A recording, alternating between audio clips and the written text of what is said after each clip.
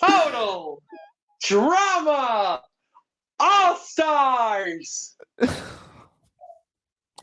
Okay, let me make one thing perfectly clear about this season.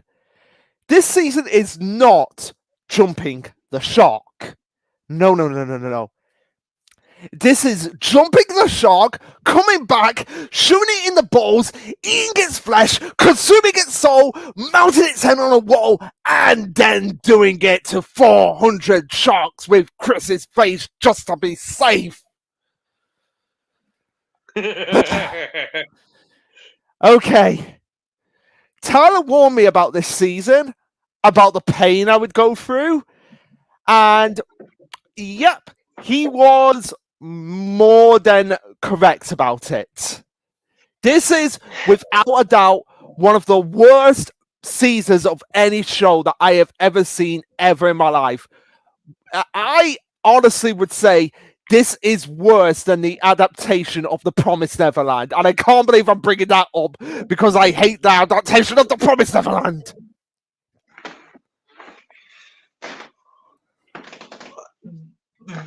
Yeah, for all intents and purposes, this is like Total Drama's version of the Star Wars prequels.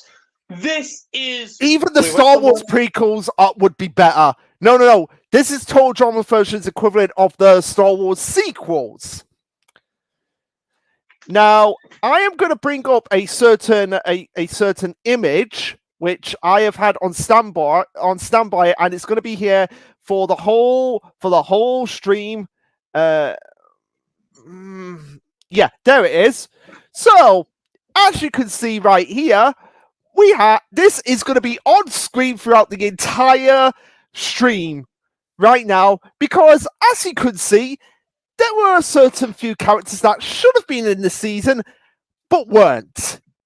So the question that I have to ask is, where the hell were they? Okay, to contextualize, I think we should probably go into the cast of this season. As the title of the season implies, this is an all-star season, a very popular trope amongst reality TV, where they would bring back a bunch of fan-favorite contestants and have them compete again at another shot of the big grand prize.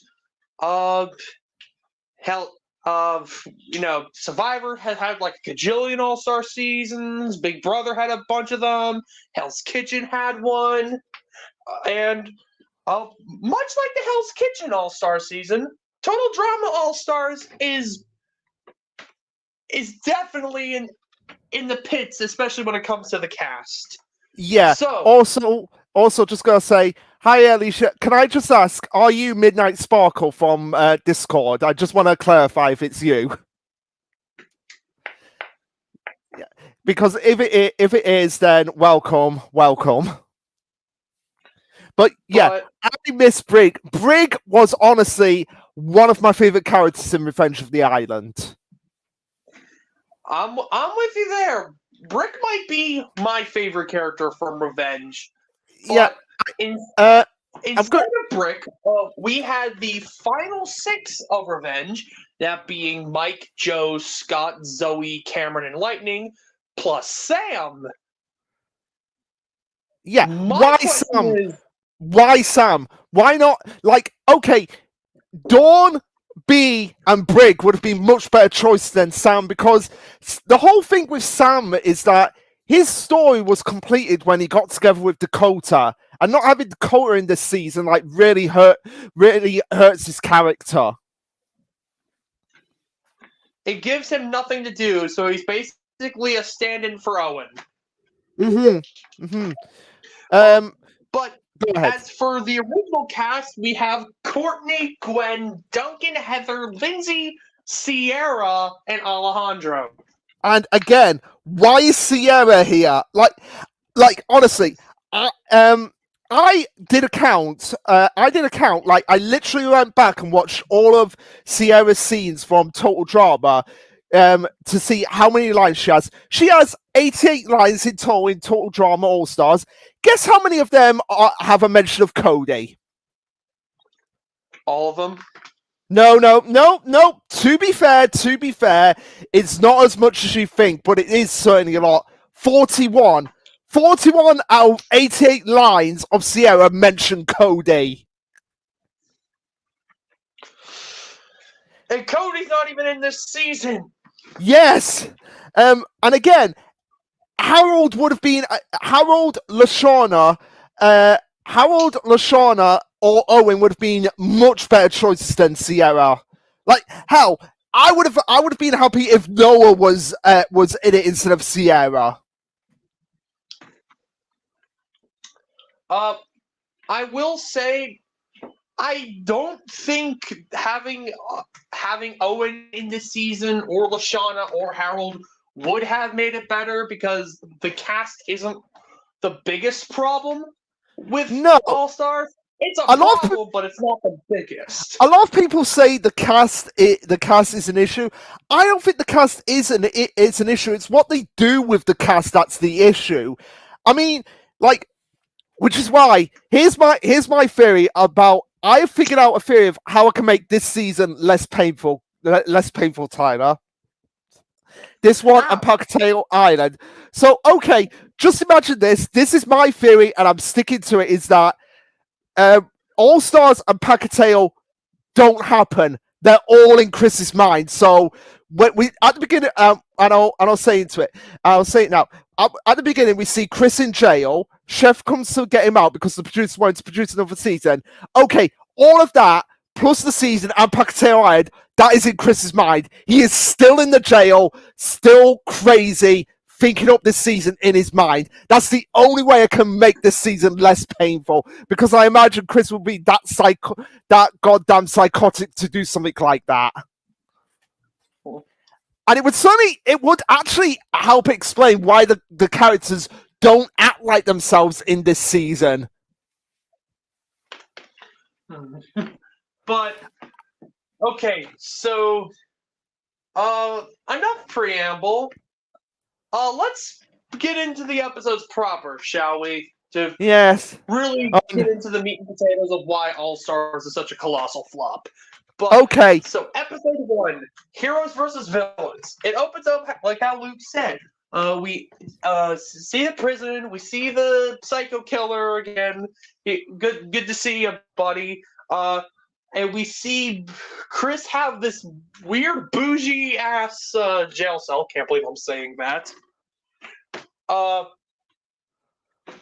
we find out that he spent an entire only 1 year in jail for dumping toxic waste. 1 year where he should have spent a lifetime, because let's count what the list of crimes off the top of my head.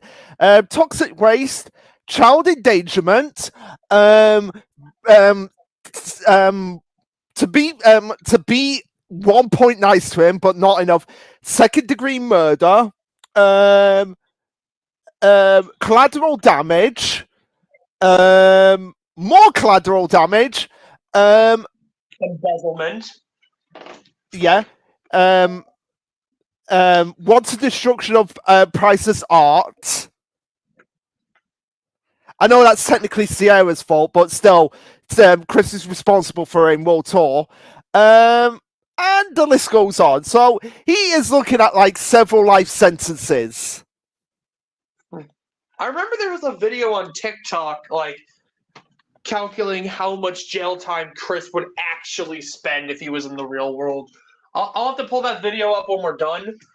Yeah. But I know it was like dude's got like a criminal record that spans the United States. Yeah. But we see Chef slide Chris a contract, greenlighting another season, and then we get the new intro, which shortens the theme song. So already this is the worst season.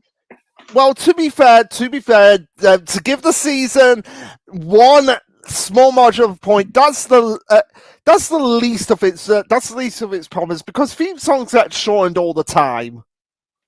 Yeah, but we get introduced to to the cast, and then Chris plays a prank with saying that he's inviting Ezekiel back, but really he's not inviting Ezekiel back. He gets launched away by the robot. Yeah, he literally took up one of the all-star spots for an Ezekiel prank. And once, he booted all of them out of a helicopter into the ocean. So once they wash back up, they get divided into teams.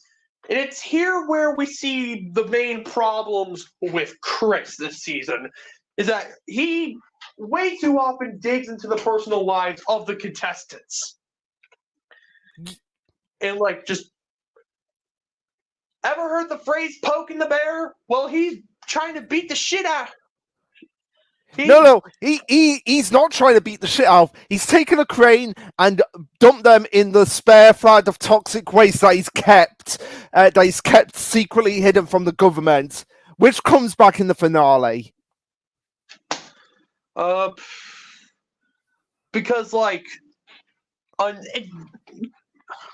at least with Gwen, he lords the whole Duncan, Gwen, and Courtney love triangle over Gwen's head, like jangling your keys in front of a baby's face. Yeah, and Gwen technically has a point because it was very ambiguous. Like, were Courtney and Duncan even together at the time? But what I can say about Gwen is kissing your friend's ex is just a really bad look. Well, that's kind of a perspective. Sometimes it is, but other times it can be like, you know what? They work better together as a couple than we ever did, kind of thing. But at the same time, Gwen and Courtney, they're not really good friends for each other if you really think about it.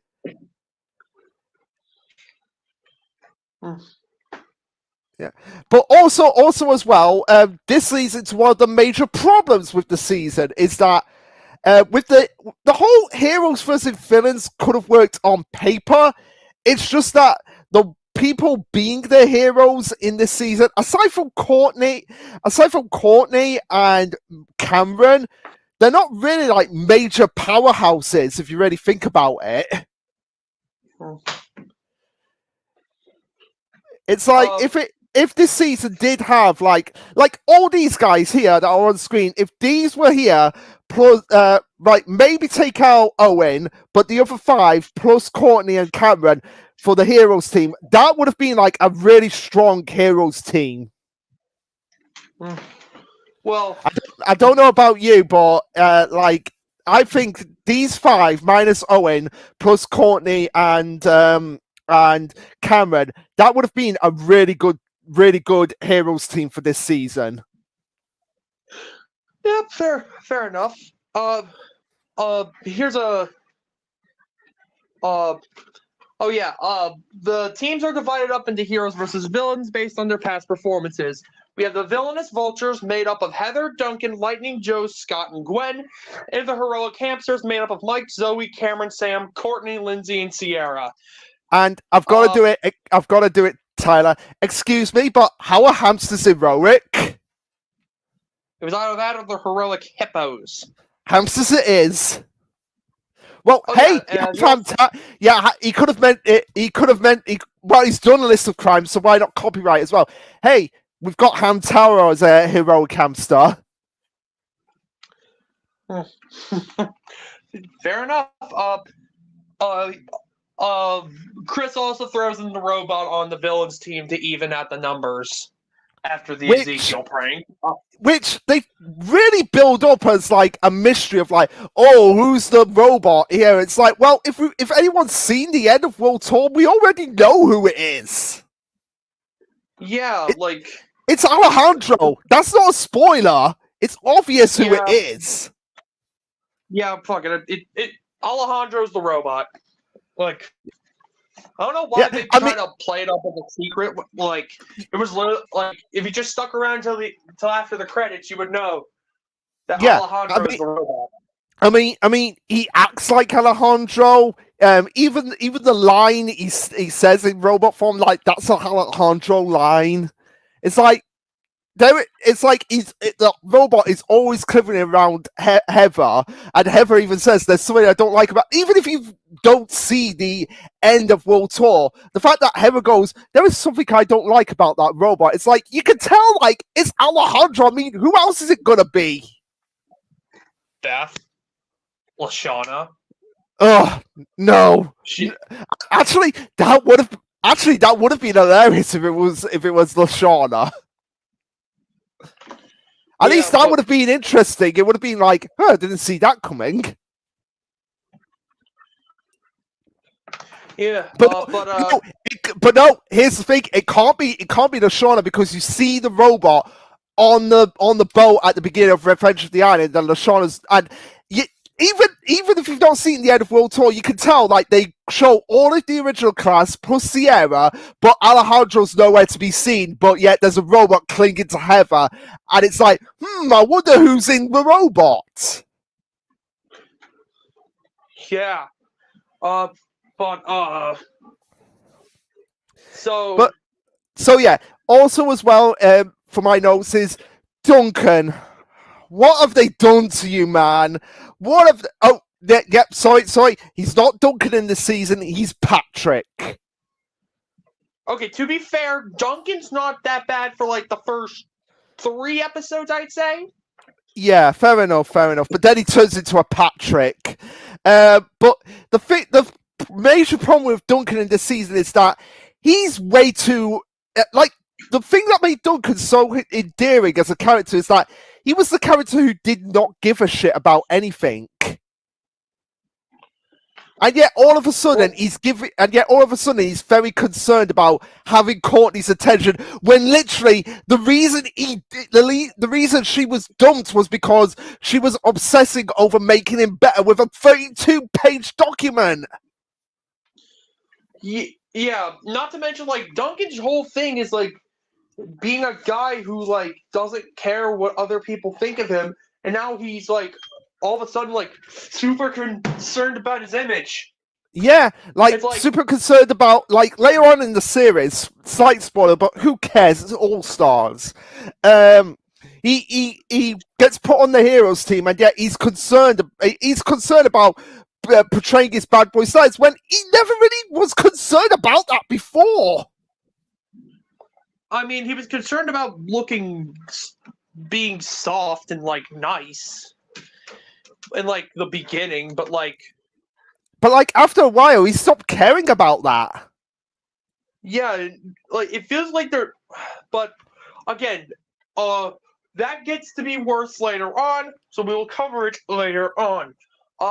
So now, we get to the challenge, and the whole thing is that Chris says it's like an homage to like past challenges, which I'm calling bullshit, honestly. Like, yeah, they're homage. Like, some of them are hardly homages, but we'll get to that. I think this is one of the more like obvious homages because you have the cliff dive, which has Fang there as well. Why is Fang still here? He got his tooth back. Why isn't he just booking it? I don't know. Maybe he joined that Sharks Union. Yeah, maybe. Yeah, but that's the thing. It's like Fang really doesn't need to be here. It's like he got his tooth back. He pretty much got his own back on Scott. It's like, why does he even need to be here? Unless he found out like, hey, Scott's coming back. Great, I can have fun with him again. I don't know, but yeah, this one. So you have the cliff dive to find a key to the new fancy suite, and part 2 of the challenge is being carried in a baby carriage from the challenge from New York City. Yep. You get carried in a baby carriage all the way to the new McLean Spa Hotel, to see if your key fits. If the key's wrong, you got to go back, and then a new diver will go. Yeah.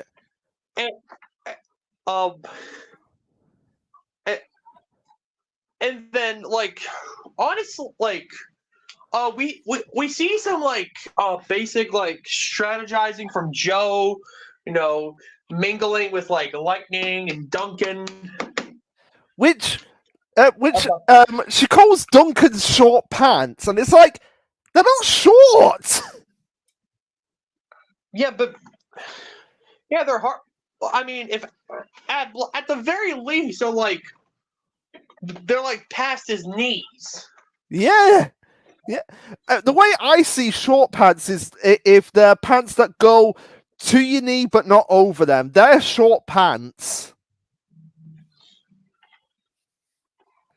Yeah. But the big problem with this episode doesn't come.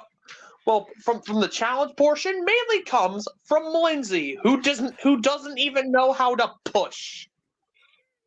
This was literally the most infuriating thing about the episode, and I'll say it once again because I said this in World Tour. Lindsay is not this stupid. It's like this was made by a different writing team who didn't watch action and saw that when push comes to shove, Lindsay is quite intelligent. It's like enough to push. Yeah, competent enough to push and competent enough to lead people, but she's not this goddamn stupid to not know how to push, to not know what direction she is. They literally were just like, okay, what is Lindsay? The dumb blonde. Okay, we're gonna crank that up to 11, like to the point that she does the exact same thing that got her eliminated in action. So yeah, Lindsay gets eliminated because she does not know how to operate a baby carriage, and she eliminates herself. That too, like, I feel like I was never big on Lindsay, but to know that this is the last time we see Lindsay and she goes out like this, it's just kind of fucking insulting. Yeah, it is insulting. It'll be like if in Pokemon, if Ash went to the Unifor League and lost to a guy who didn't know a full battle was 6-on-6, and yet somehow still beat Ash. Oh wait, that happened, and it was fucking stupid. I think that was airing at the time this was, so like maybe there's. Yeah, maybe. Who knows? And maybe the black and white writers were TV. Yeah, and I can't drop the F-bomb because we're about 25 minutes into the video. Yeah, but anyways, on to episode 2, Evil Dread. Don't know why there's an Evil Dead reference here, but hey, there's an Evil Dead reference. We see the villains hanging out in the spa hotel having breakfast. We see Scott getting accustomed to the fancy life, and we see we see Lightning on Boney Island because now, during the team phase, one member of the winning team must be sent to exile on Boney Island to try for an entire night. On Boney Island, there's another McClane invincibility statue. So if you find it, you'll be safe for a vote.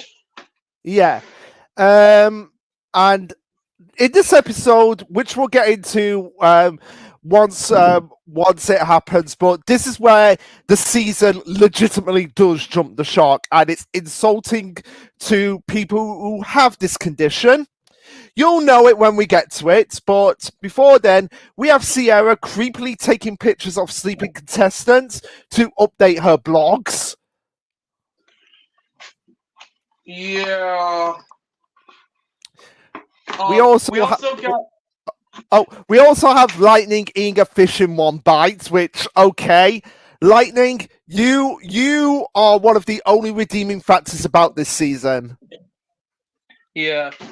Lightning fans, consider yourselves lucky. You eat good this season, aka not awful, aka your boy isn't completely derailed into oblivion.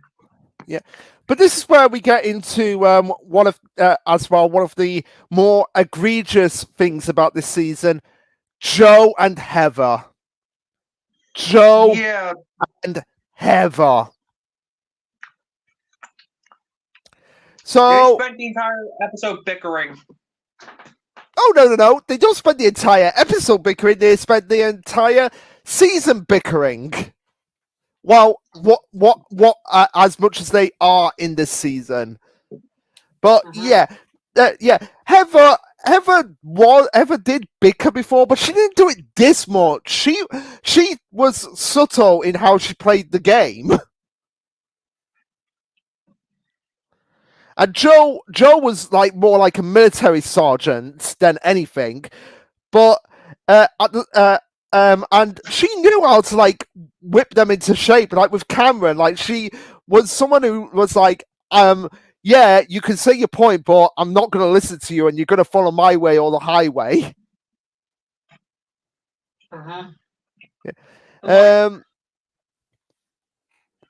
Speaking of Black Assaulty, Alejandro. Yeah. Alejandro trying to still at it with him, and Gwen almost falling for it. And I was like, Gwen, don't fall for Alejandro. You know what he's like. But so the this episode is Scott accidentally hits Mike upside the head with a shovel, causing Mike to come back to front, and Manitoba to go to, I guess, return to the subconscious. Not really sure of the vernacular, and this causes the malevolent one to awaken. Ooh, so scared. Yeah, so scared, and basically an insult to people who have multiple personality disorders. Yeah, where the main villain of this season isn't Heather, isn't Joe, isn't Lightning, it isn't even Scott. It is a evil personality of Mike, who's called Mel, or as I like to call him, my anime list.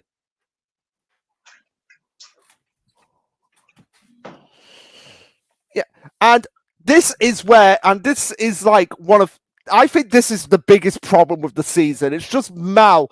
Mel, what is even the point of him?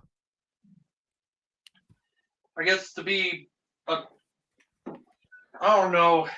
Like we go from sneaky manipulative conniving schemer in Heather to a drill sergeant with Joe to a obvious, yeah, I'm manipulating you guys, but I'm so good looking about it that you're gonna fall for it anyway in Alejandro, to a drill sergeant with Joe, to a more comedic version of Alejandro, to basically Ichigo's inner hollow from Bleach, because that is essentially what Mal is. He is Ichigo's inner hollow from Bleach, and this is meant to be reality TV, everyone. I mean, it doesn't help that like the whole like good alter, evil alter thing is like a really bad stereotype for folks with DID. Yeah. But like now as a villain, dude's just like dude is cheese incarnate. Yeah, I think we're jumping the shark a bit. Pardon? I do feel we're jumping the gun a bit, so maybe we can refocus back to this episode. Okay, yeah. You see, after Mike gets hit in the head, he can't access the other altars, as he tries to bring Manitoba back to front, though Manitoba is not coming. Mm-hmm. But the heroes win the challenge. Sam goes to exile. Lightning gets booted because he doesn't know how to count. Yeah, and also as well, they spend way too much time because the sort of callback for this episode for the challenge is basically they've got to build items, but they're items based on locations like they went to in World Tour. So for the heroes, it was the Statue of Liberty. For the villains, it was Big Ben. And the villains did not know that there is meant to be a clock in Big Ben.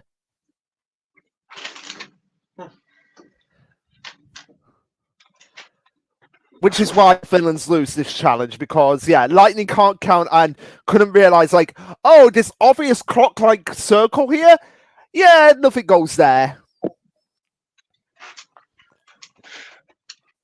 Gee, wonder what could go there. Maybe, I don't know, a pizza. Yes. Yeah. But anyways, on to episode 3, Saving Private Leech Ball, which involves a callback to the War Movie Challenge in Season 2, which I call a stretch. It seems more like the Paintball Deer Hunt in Season 1 to me. Yeah, it does so. Yeah, and the weapons they use for this challenge are basically slingshots versus Nerf guns. Except they're Nerf guns with leeches. Yep, because apparently, like, Chris can't be around paintballs, so leeches is a better alternative. Which I don't understand. And also as well, Gwen is very like I'm trying to figure out the word here. But essentially, Heather and Joe are still bickering in this episode, and Gwen is calling them out for this, and she's getting chastised for it. Well, she didn't really get called out for it. It's more like this. She's like self-conscious of how she presents herself because she's being typecast as a villain. Yeah, which, by the way, Gwen, you were never this self-conscious about this kind of stuff. Because nobody brought attention to it? Yeah. But now they're bringing attention to, like, even if Gwen was, even if this was brought to attention before, I don't think Gwen would care as much as she's being portrayed to be caring about it at this point. Yeah, it doesn't help that you have Courtney and Chris constantly in your ear being like talking about how evil you are. Yeah. And also as well, internet. Yeah, and also as well, this is where we get into Sierra's big problem with this season. Because Cody is not here, she starts hallucinating that Cameron is Cody. And let me repeat this. She starts hallucinating that Cameron is Cody, despite the fact that when Gwen and Duncan basically cheated Courtney out of the relationship, what did she do? Get on Gwen. Yeah. So, Sierra, where's the hypocrite card? Because we need to stick it on your face. Well, if she's hallucinating, then she doesn't know it's Cameron, which... Plus, Sierra and Cody aren't even together. But that's the thing. It's been a year since between seasons. This is what I imagine happened. This is what I imagine happened between World Tour and this season with Sierra and Cody. Sierra basically forced Cody to marry her for real. So he's basically in a shotgun wedding. Pretty sure that's illegal. It's with it, yeah. But it's total drama. So Chris could have been like paid them off or something because Sierra wouldn't shut up about it to him. Well, but yeah, that honestly, like people who hate Sierra, like even Sierra, I'm pretty sure even Sierra fans hate how Sierra is an All Stars. Yeah, and there's also some, and I've just got to say it, Tyler, quickly, because since we're on the topic of Sierra, there's someone who's been commenting on the Sturmid and Noverd, who's been commenting on the videos on the Control Chaos when I've put these on the Control Chaos channel, and they apparently like Sierra, and I just want to ask them, I legitimately just want to ask them why. Why do you like Sierra? I am legitimately curious. Like, how can anyone like Sierra? Especially in this season when it's only just Cody, I miss Cody, I wish Cody was here. Like, if you're a Sierra fan, tell me, please. I really want to know. I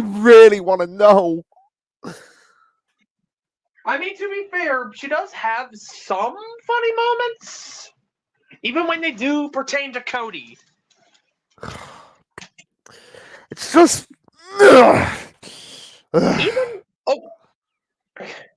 Come on, Luke.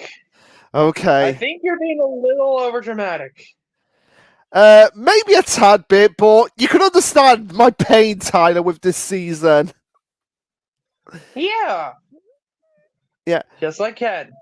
Yeah. So anyway, so yeah, Sierra starts hallucinating that Cameron is Cody.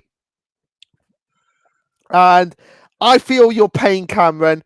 I feel your pain, because this is where Cameron starts to realize, like, oh, this chick is really crazy.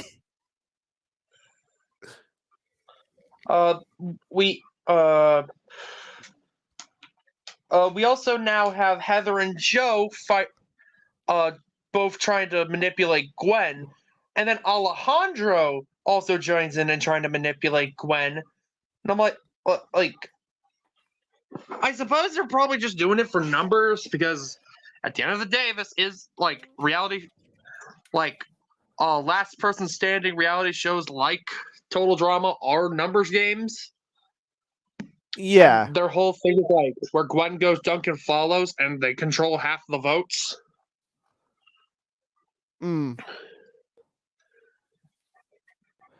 But oh, go ahead. Why Gwen? Like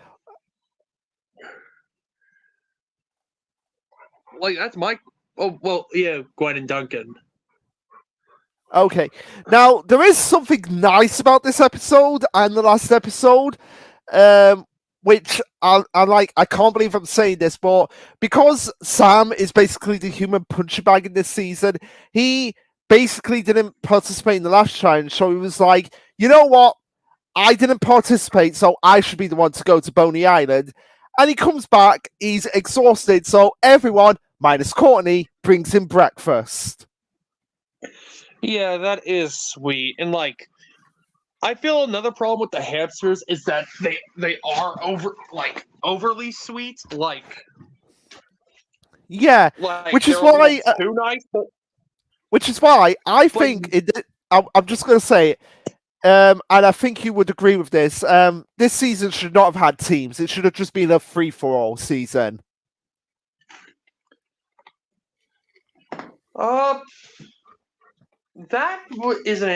an interesting idea.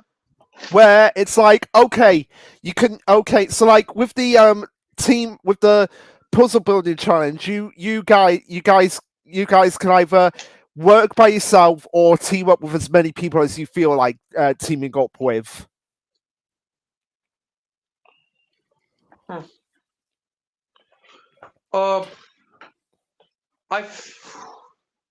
I think another. I'm trying to put words together. Another.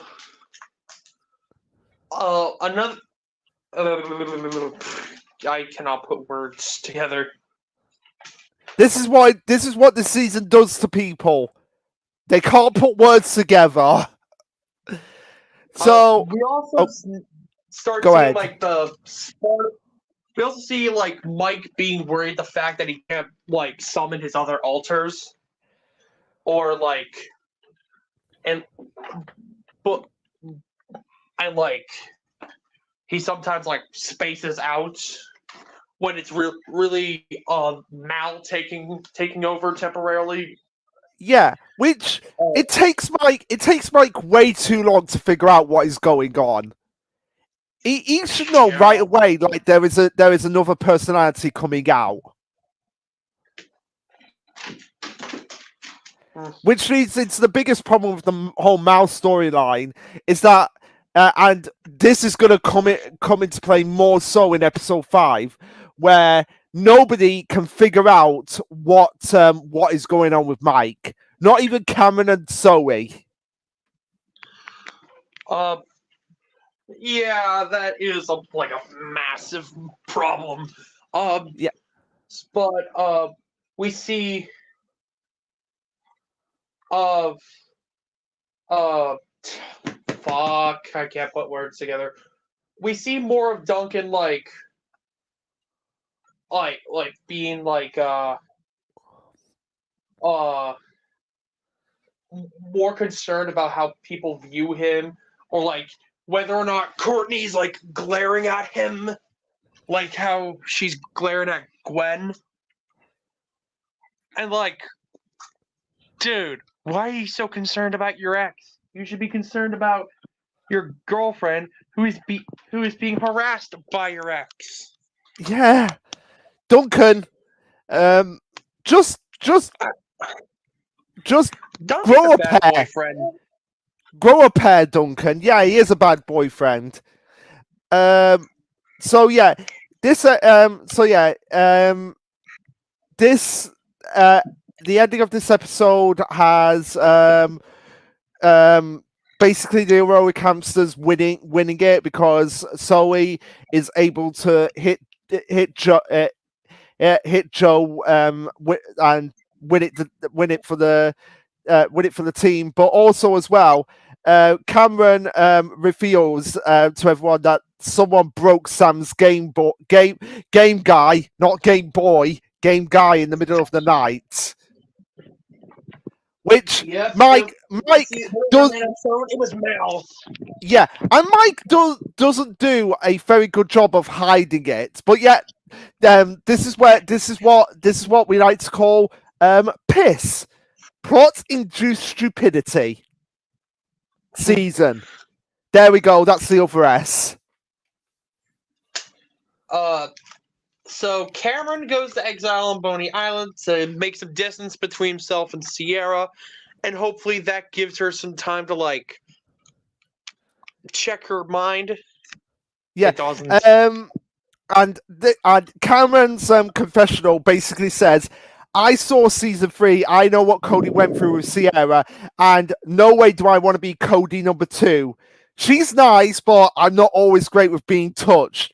And really, Cameron should have just basically said right away, like, I don't like being touched. Go away.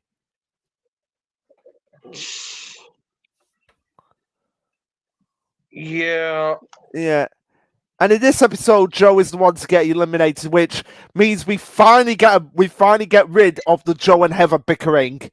Thank God it didn't last the whole season.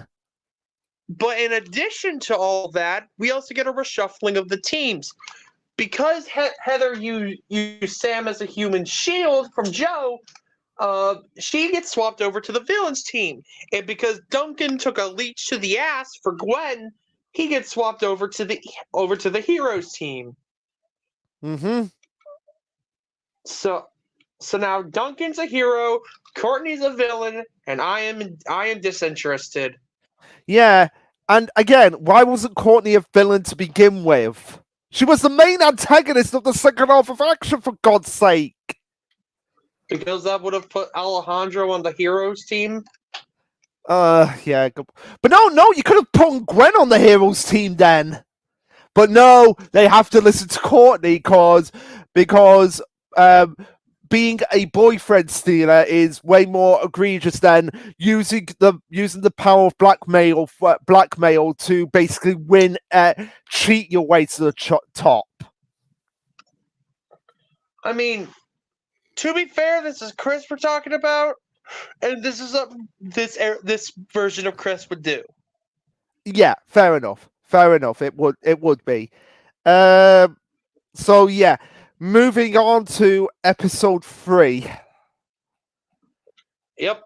I mean, episode 4. Episode 4. Sorry. Food fright. Yeah. We get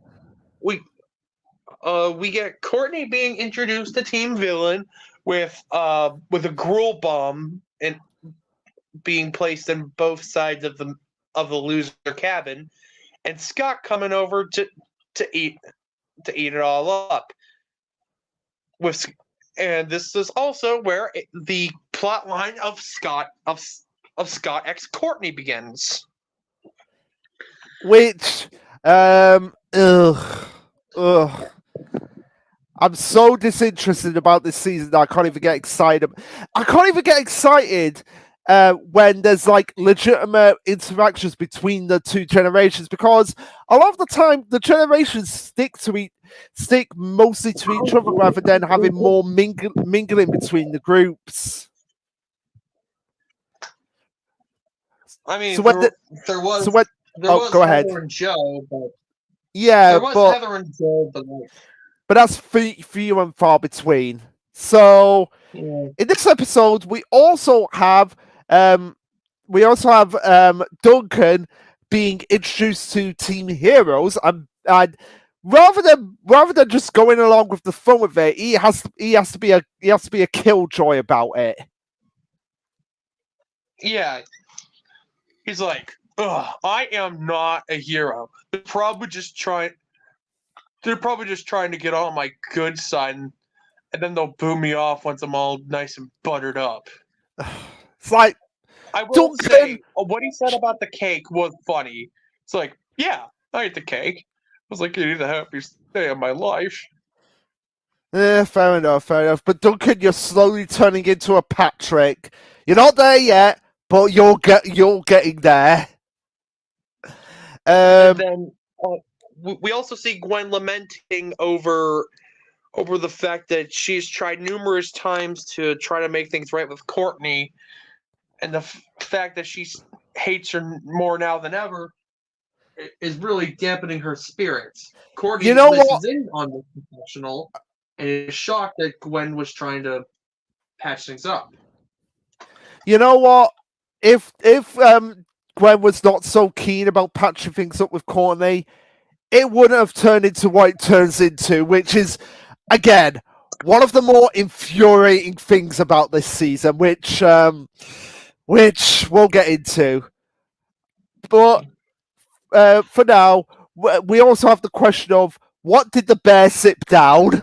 Because you see a bear literally sipping down something to have a piss, and it's just like, is it wearing trousers under that fur?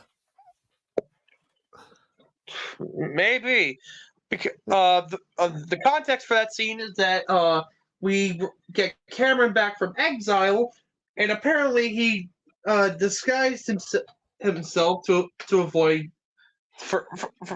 and he the context how he survived on Boney Island is that he took up nature survival skills in between seasons, and he disguised himself as a fire hydrant. Which, okay, fair enough. You get a point there, Season. 1 point. And now it smells like bear piss. Yeah.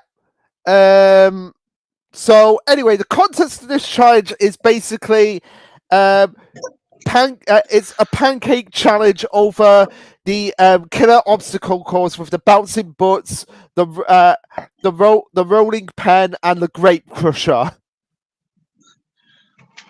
All topped off by spinning right round with the salad spinner. Yep. And the only other note I had for this episode, which was related to the challenge, who puts dynamite in the pancakes? Chris. Yeah, which again, this pretty much makes me think that all of this is happening. This entire season is all happening in Chris's head.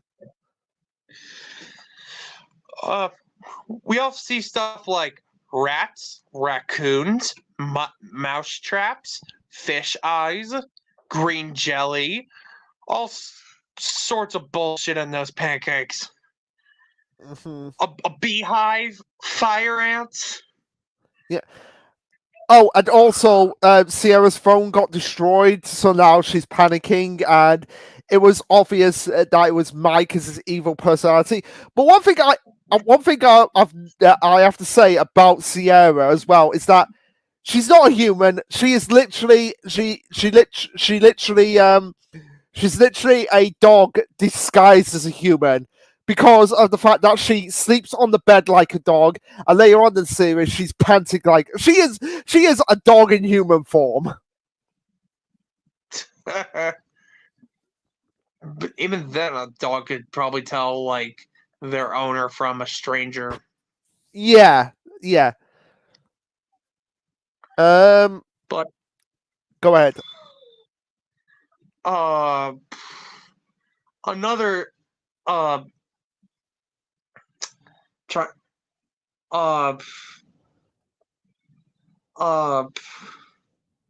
trying to think. One thing I did find funny in this season, well, at least in this episode, was the fact that Scott loaded up on the gruel so much, and the pancake not helping, he nearly breaks the rolling pins. And Chris is like, "You break it, you buy it, Scott." Yeah, fair enough. But also as well, looking back, so Scott starts flirting with Courtney, and Heather is disgusted by it. Like, why would Heather even care? Because Scott's a dirty farmer?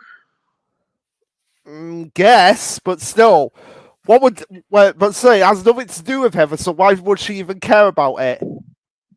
And in this episode, Duncan starts to notice something familiar about Mike, which I have to question, like, because it's eventually revealed that Mel was in juvie with Duncan. Just get ahead of it, but I like to question, like, did Mike? How does Duncan not recognize Mike? As being the same person as Mel right off the bat? I mean, they probably met like years ago, and Duncan made it clear that like he steered clear of Mal. Secondly, one can change in like a long period of time. Yeah, I guess. Plus the change in hair and eyes. Well, eyes kind of for Mal, because Mal's eyes just become a little beadier. Yeah, it's not really that much of a change, but fair enough. I can understand why. I can understand your points there, but it's still kind of a bit like, really, Duncan, you can't really recognize him, but whatever.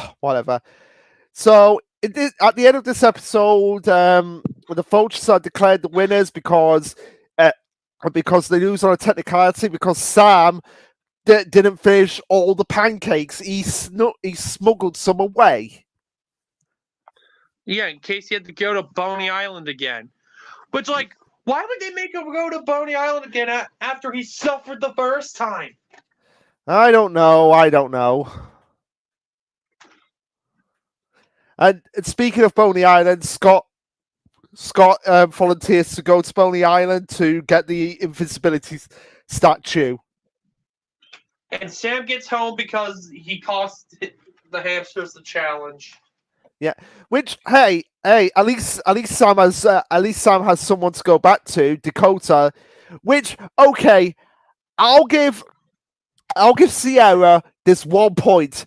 Sierra, you get 1 point for this because I imagine that Sierra helped Dakota to become accepted at least within the community of the Total Drama franchise outside of Total Drama.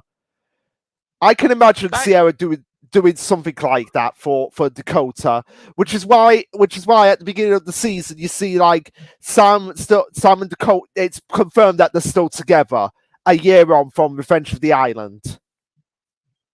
Yeah, that is nice. So I can imagine Sierra would have played a big part in that, of making Dakota feel accepted by the community, and basically because Sierra is the ultimate Totron fan girl. So I imagine she has great influence over the community, over the world. So it probably would have. It's probably not out of the rounds of far-fetchery that she didn't help Dakota. Yeah. Yeah. So, Sierra, you get 1 point. You get 1 point for that, if that is true. Okay. But anyways, on to episode 5, Moon Madness. Ooh. But basically this episode, I guess it's supposed to be a reference to the scavenger hunt at the nighttime scavenger hunt in season 4, but this time it's a race to get from one end of the island to the other end of the island at night. Which, now that I think about it, these challenges aren't really that creative if you really think about it. Yeah, having them be homages is a good idea, but these are like nigh 1-to-1 facelifts. Yeah, it's like okay. So you remember how challenging the last one was with the eating the pancakes and then going through the obstacle course? This challenge is basically point A to point B. Yeah, it's another point A to point B challenge. Yeah. But this is where we get the downfall of Zoe's character. So Zoe and Cameron's as well. Cameron is not out of the woods, but we'll talk about that at the end of the episodes. So yeah, with this challenge, Mal uses the fact that it is a full moon to disguise the fact that it's a werewolf. He's basically being like a werewolf here.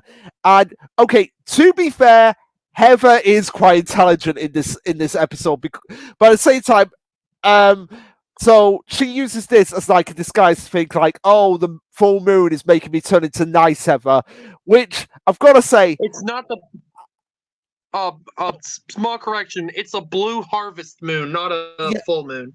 Oh, blue harvest moon, but it's the same concept as like the full moon, where Heather changes personalities from mean Heather to nice Heather, which I've got to say, I find like everyone else, nice Heather to be like way creepier than mean Heather.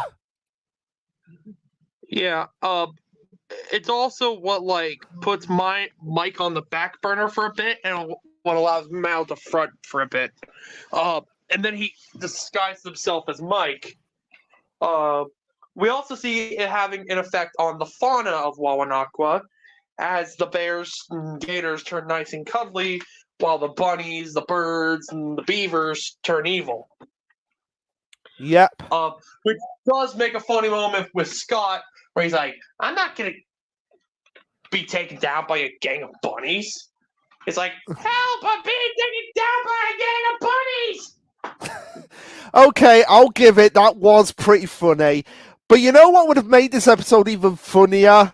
Now that I think about it, this was a complete missed opportunity. Missed opportunity here with this episode. Fang. Because we could have got nice Fang here and have him be basically just like Scott's pappy and just be like, oh, you want to tell me a bedtime story? Okay. That would have been so. That they had a golden opportunity there to do something better with Fang, and they just didn't do anything with it. Honestly, that probably would have been the best thing they could have done with Fang. Yeah, and again, it would have given more of a reason for Fang to be here, because, like I said, Fang got his own back on Scott. He got his tooth back. Like, again, is the shark just that petty that he won't be satisfied until he's had I mean, he's had a good chunk of Scott in him. Like, to the point that Scott was paralyzed, which somehow he's back to normal. I don't know how that works. But at the same time, he's had his revenge on Scott. What more does he want?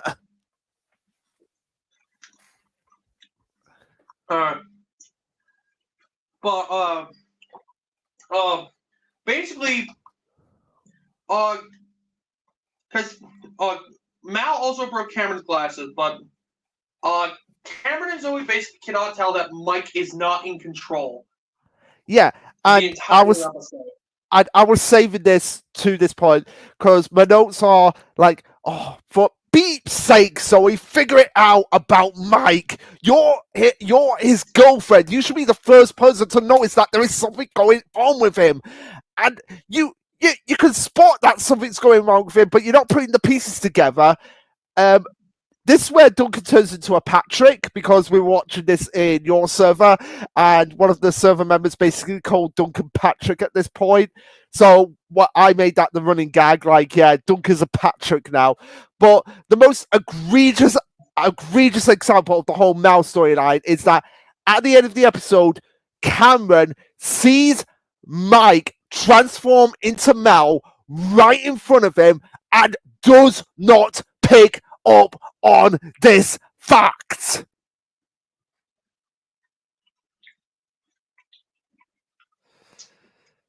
Yeah. Well, but speaking of Duncan, well, the reason why we call Duncan Patrick is now he's asking Gwen if Courtney said anything about him. Again, it's like, Duncan, why are you so concerned with your ex? You broke up with her for a reason. The 32-page document. Gwen breaks up with Duncan. Yeah, thank God, Gwen, you have common sense. I can't believe I've said that in a season called Total Drama All-Stars.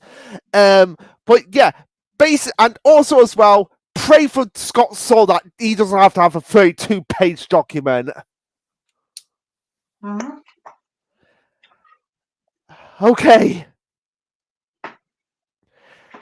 But that is not. I think this is the whole Mel thing is stupid with Cameron and Zoe. The whole Duncan thing or Patrick thing is stupid with him being so concerned about Courtney. But it's not the most egregious character downfall. That belongs to episode 6. Nobody and by the except the Spanish opposition. And by the way, yeah, no one gets eliminated in this episode. Yeah, Scott goes exile. Cameron volunteers for the flush, but he goes to the villain side. Why does he go to the villain side? I don't know why. You ask too many questions. It's Chris. It's Chris. He does everything. But there's also something else wrong with this season. So I'm looking at. So I'm on the wiki pages for the episodes, and so far, Chef Hatchet hasn't done anything except for when he got Chris out of jail. But he has had no dialogue. He has had no line. Barely any lines in this season. Yep. Yeah. So why is Chef even here? Who knows at this point? Who knows? Yeah. And let me see. Does he have any lines in episode? Yeah, no lines in this episode as well. So again, why? Why are you here, Chef? So anyway, yeah, this episode has basically something very disturbing about Chris, which I had to like pause the episode to like question my sanity in seeing this. So they're in the Fun Zone jungle where they're trying to steal eggs from all the mutants, and it is revealed that there is a mini Venus flytrap with Chris's face on. So I am there questioning, did Chris have sex with his Venus flytrap? Yes, the implication is Chris had sex with the Venus flytrap. I'm just going to peel up that Band-Aid. You may now lose your mind. Ah!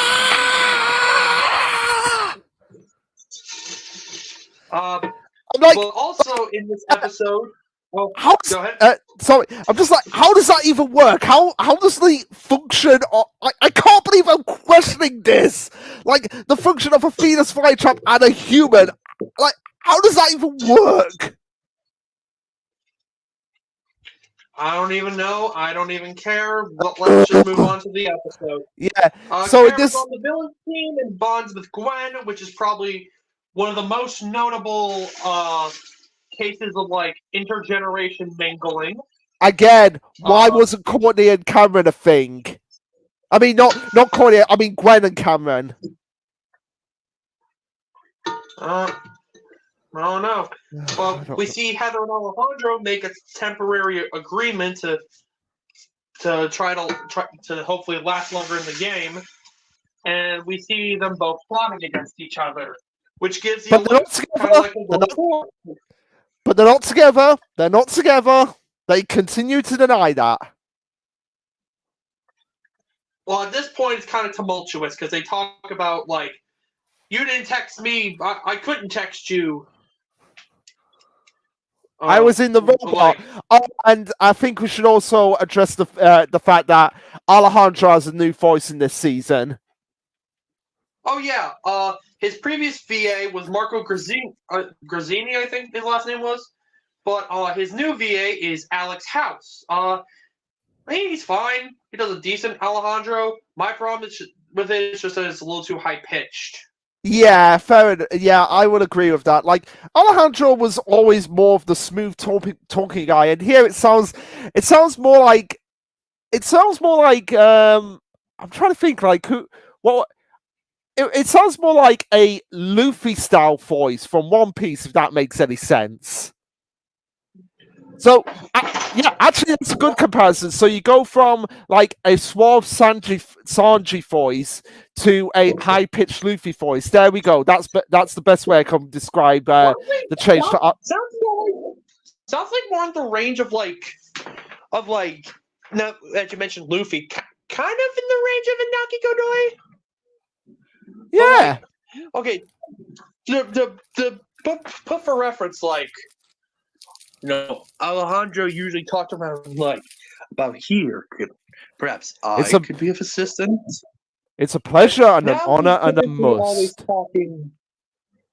But now he's usually talking about up here, but he's always like more towards the high end, which could simply be Alex House's voice. But honestly, he doesn't. He honestly doesn't do a bad job.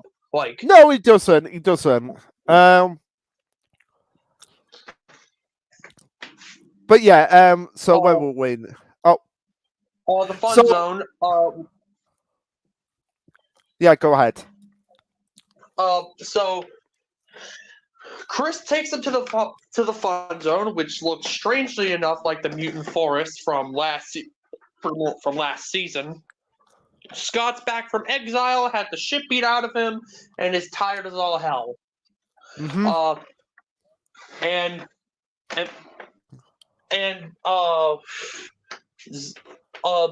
Zoe still doesn't know what's going on with Mike. Patrick still continues to be overly concerned with his image. Alejandro and Heather plot against each other, with Heather convincing Scott, Courtney, Gwen, and Cameron to vote out Alejandro the next time they lose. And then Heather finds the invincibility statue with Alejandro and eye sign of her, and then she hides the invincibility statue in some rocks. Heather, you are not this stupid. You're the subject of piss. Plot-induced stupidity season. Because does this sound like something the Heather from Island to World Tour would do? Be like, oh, I've got this invincibility statue that gets me to the next round. Yeah, I'll just leave it out in the open for someone else to find. Does that sound like the Heather we know? And not to mention with Alejandro so close nearby. Yeah. So, is it any wonder why Heather's the... Okay, go ahead. almost forgot. She also tells Alejandro she found the invincibility statue. Yes. Why?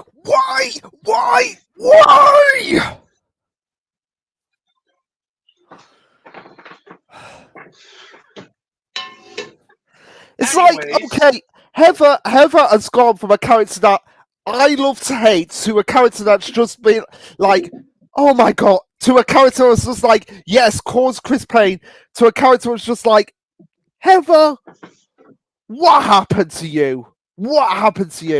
So how do we go from Heather's best episode and arguably the best episode of the Total Drama franchise to this? I don't even know. Like, But, you remember, when we're about to leave the fun... Go ahead. I just want to say, like, you remember in the Professional Island episode where I was so excited about episode 10, which was essentially Heather's episode, Heather's Revenge on Chris episode. You remember how so excited I was about that episode? Yeah, you were ecstatic, and so was I. And now we go to this. It's like, it's just a big F you to Heather's character. It is the biggest F you to Heather's character. Yeah, but the heroes win the challenge, and when they're about to leave the fun zone, Heather goes back to reclaim her invincibility statue to find it's gone missing. And she thinks Chris did it. Why? Why would Chris do it? Like, what does he gain from it? Yeah, Chris has nothing to gain from this. But this is not Heather. Like, this is not Heather. This is Tessa. There we go. This is Tessa. Okay, but Alejandro gets the majority of the votes. He reveals he stole the invincibility statue from Heather, and then Alejandro voted for Heather. Heather gets eliminated. Heather's a dumbass. Yes, Heather's a dumbass, which makes it all the more appropriate when she ends up in Bridget's position in World Tour. She ended up stuck to a pole. She got stuck to the dock for some luck. Stuck to a pole. Whoa. Yeah. She fell for every little thing that he said. Ooh, said. Yeah. Remember that song? Good times. Better than these. Good time. Speaking of times that are worse than these, episode 7, Sucker's Punch. Based on season 1's Phobia Factor and No Pain, No Gain challenge. Which Chris and... Oh, go ahead. What the challenge consists of is each contestant needing to face their biggest fears in a boxing match, 1v1.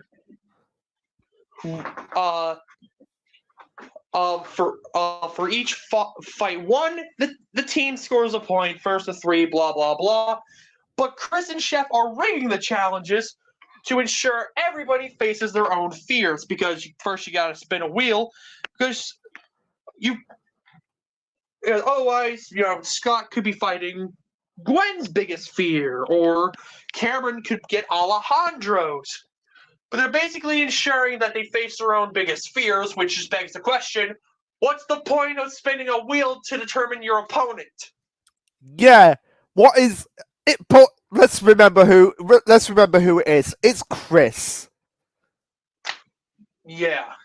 Yeah, so Scott is the first one up, so naturally his opponent is a jellyfish.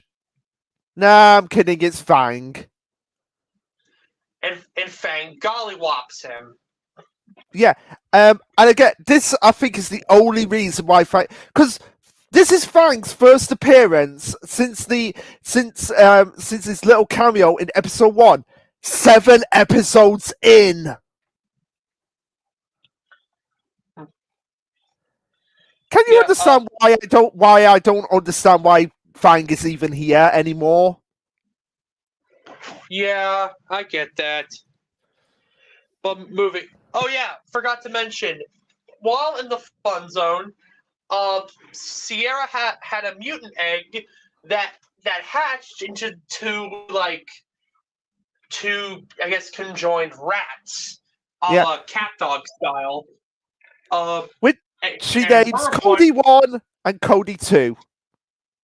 Because of course she does. And now she has to fight their mom. And and finally in this episode, she's like, "Hey, Cameron, yeah, we're breaking up." And Cameron's just like, I wasn't even with you to begin with, but okay.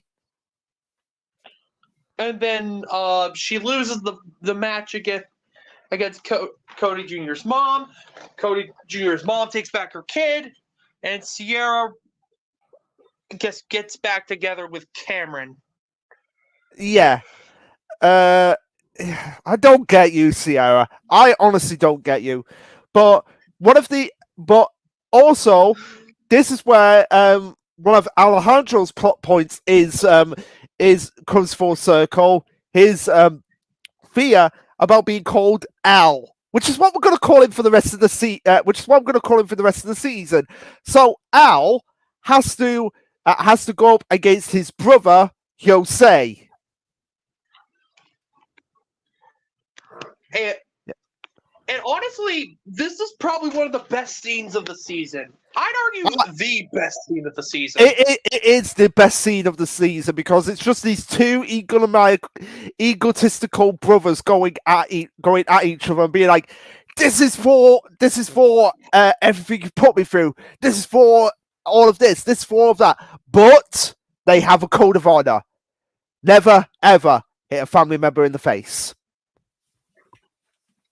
The face is The face is too gorgeous that it can never be touched. It's like Aizen's hair. You can never fully seal Aizen's hair in Bleach. You can never touch the face. You can never hurt the face of Al and Jose. It is simply too marvelous. We also with that, Alejandro beats the crap out of his brother Jose, and earns a point for the villains. Mike is next up to bat, and instead of getting his personal fear, he gets Cameron's worst fear of fighting Izzy in a spider costume. Yeah, which I really wish I'd put Izzy on this list of characters because Izzy, come back and save this season. You needed to be here. We need more Izzy. Give me more Izzy. And for some reason, Izzy can see through Mal. Which thank God, because Izzy is the only because Izzy has a similar thing going on with Mike. Thank God she's the one who actually sees through it. This is why Izzy should have been here. I guarantee, if Izzy was in this season and the same plot points played out, she would have easily just gone up to Zoe and Cameron and be like, "Hey, you do realize that there's a different person, that there's an evil personality come out of Mike." But then we see we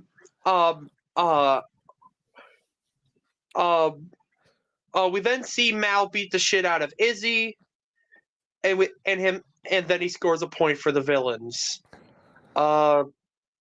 Next up is Cameron for the villains, as he goes up against a bunch of mutant gophers. Cameron loses.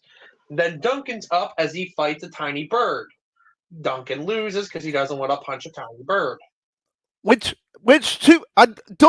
Duncan seems really like annoyed by that, but again, Duncan, it's okay sometimes to be like, "Hey, I have standards here. I'm not gonna hit a tiny little bird."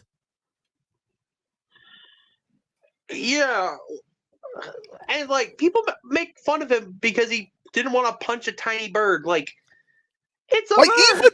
even Gwen and Courtney, like Courtney, I could understand, but Gwen.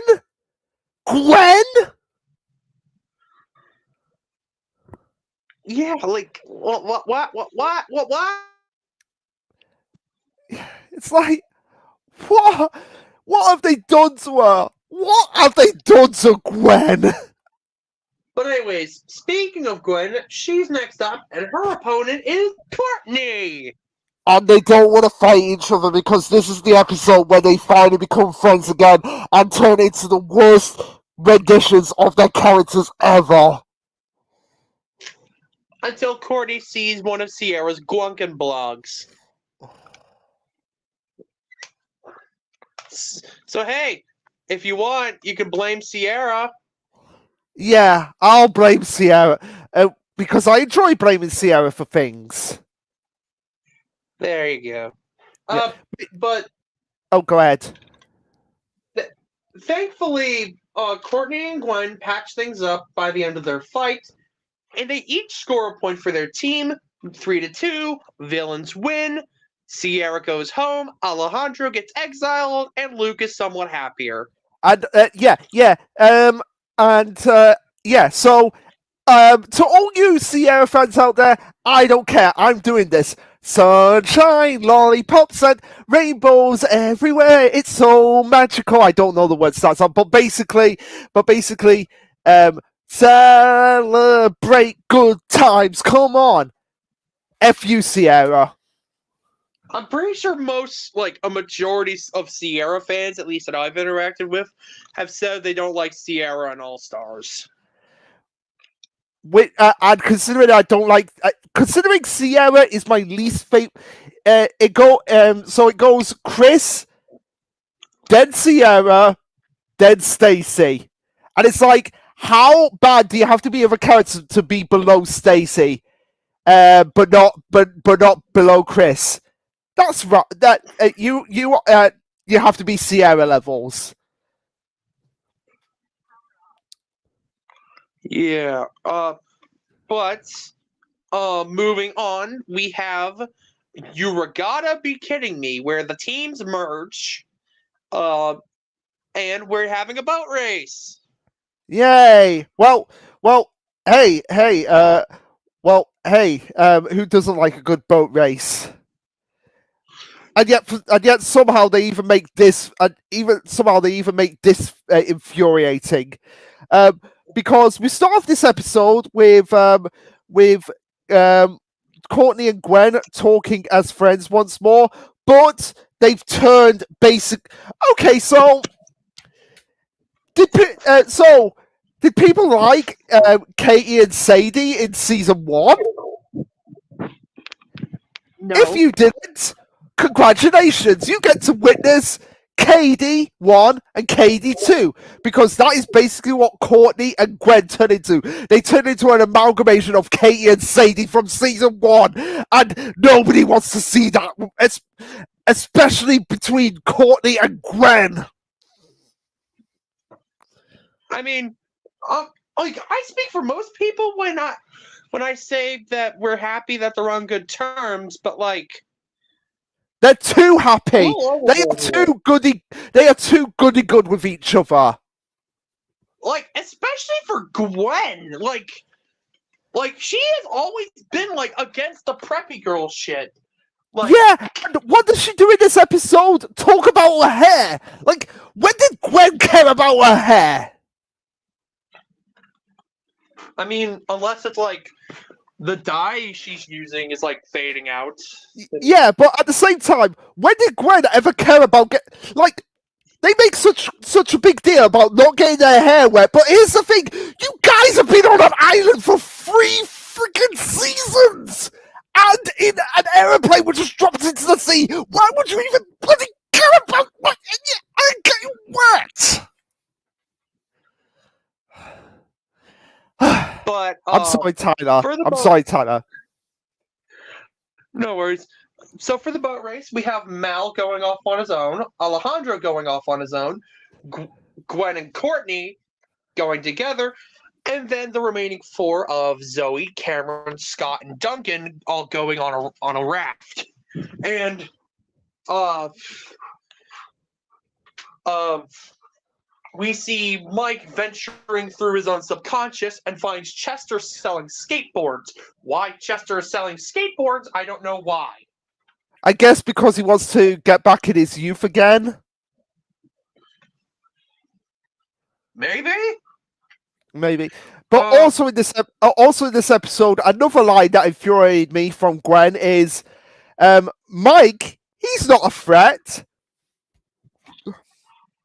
And Gwen, how many seasons have you been a part of? You should know by now that the underdog is always going to be a threat in this season. Like, what the hell, Gwen? What the actual hell? Like, who expected Owen to win Total Drama Island? Yes. Well, okay, but okay, go back in time. Go back in time to when you first watched Total Drama Island, Tyler. Did you honestly expect? I know you would have wanted Owen to win, but realistically, did you expect him to win? No. There we go. That's what I'm saying. So, like Owen was the underdog in Ireland. Harold and Beth were the underdogs in Action. Okay. The underdog status didn't kind of work for All Stars because it was like, but at the same time, Heather was kind of an underdog because of the fact that Alejandra was a bigger threat than her, but nobody believed her. So she kind of had to go into that underdog status. And then we get to Cameron. Cameron, honestly, was probably the biggest surprise win for me. Yeah, I'll say. So, like, that's my point. Gwen saying Mike is not a threat when she's been part of this franchise for one of she's one of the main stars of Total Drama. She should know how big of a threat the underdog is gonna be.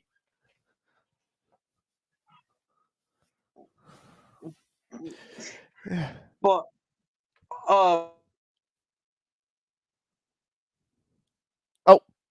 I think I've lost. Of you, I'm right here. Oh, sorry. I thought I lost you for a second.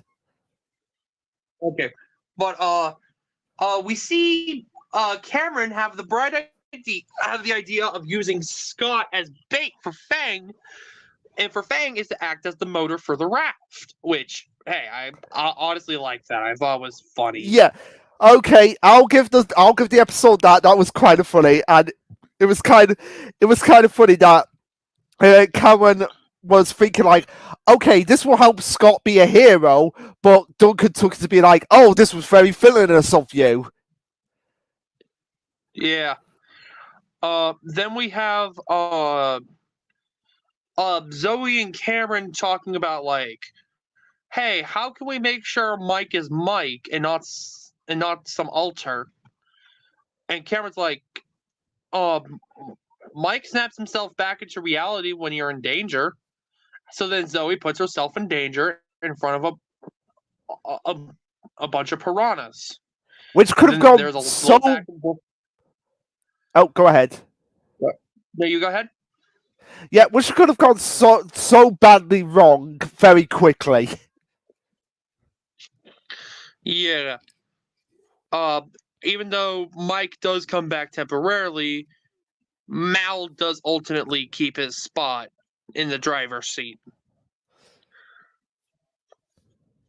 And only saves Zoe because it would look suspicious. Yeah. So... good? Yeah, so... At the end of the race, it is who was it that won? Alejandro.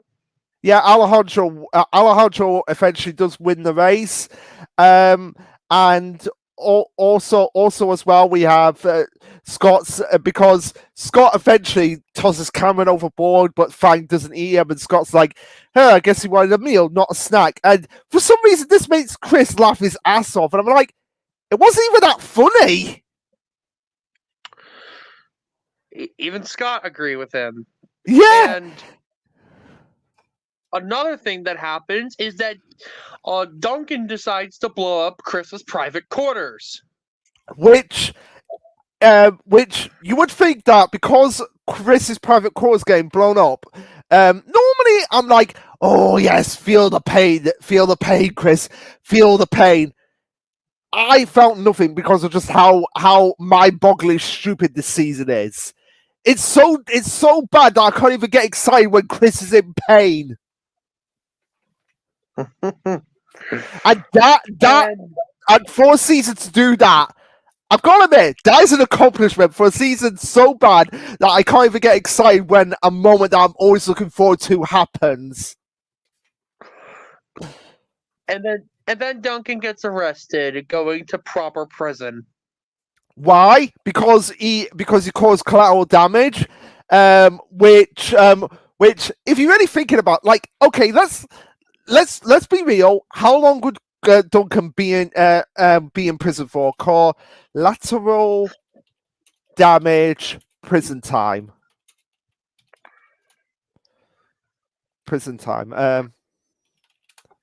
Or I guess this would be like destruction of private property, or Okay. Criminal damage. Prison sentence. So it's an either way offense. Oh crap! Over here, he would get a maximum sentence of 10 years imprisonment. huh? So, but either way. Okay, so fair enough. Duncan gets arrested, but Chris. But how is Chris not not getting arrested alongside him for basically endangering the lives of these kids? He probably paid off the authorities. Yeah, but still, Chris, yeah, you deserve like about probably 1,000 years in prison. So a vote still happens, and it turns out to be unanimous. It seemed that all votes were for Cameron, but since Duncan was arrested, Cameron's safe. But it turns out Mal rigged the votes. Yeah, which, you know what? Just do whatever you want, Mal. At this point. But moving on, we have the 100th episode of Total Drama. Zeke and Ye Shall Find. Yeah. They try to make it a big deal, but again, because in All Stars, it's not exciting at all. Yeah. So basically, there was this big 100th episode challenge planned. Well, actually, before that, Mal schemes to place to frame Alejandro for tampering with the votes, but Alejandro finds a DVD in the spa hotel of Mal's greatest hits, completely exposing Mal to Alejandro and getting ready to. And he sabotages his sabotage. This puts Cameron on edge, as he thinks he can't trust anybody. And then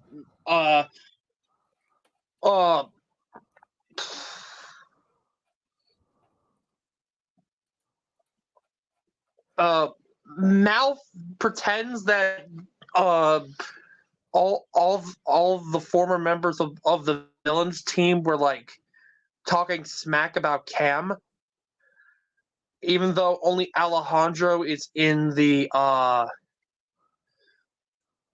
spa hotel, and he was shouting into the spa hotel, which is like weird. Mm.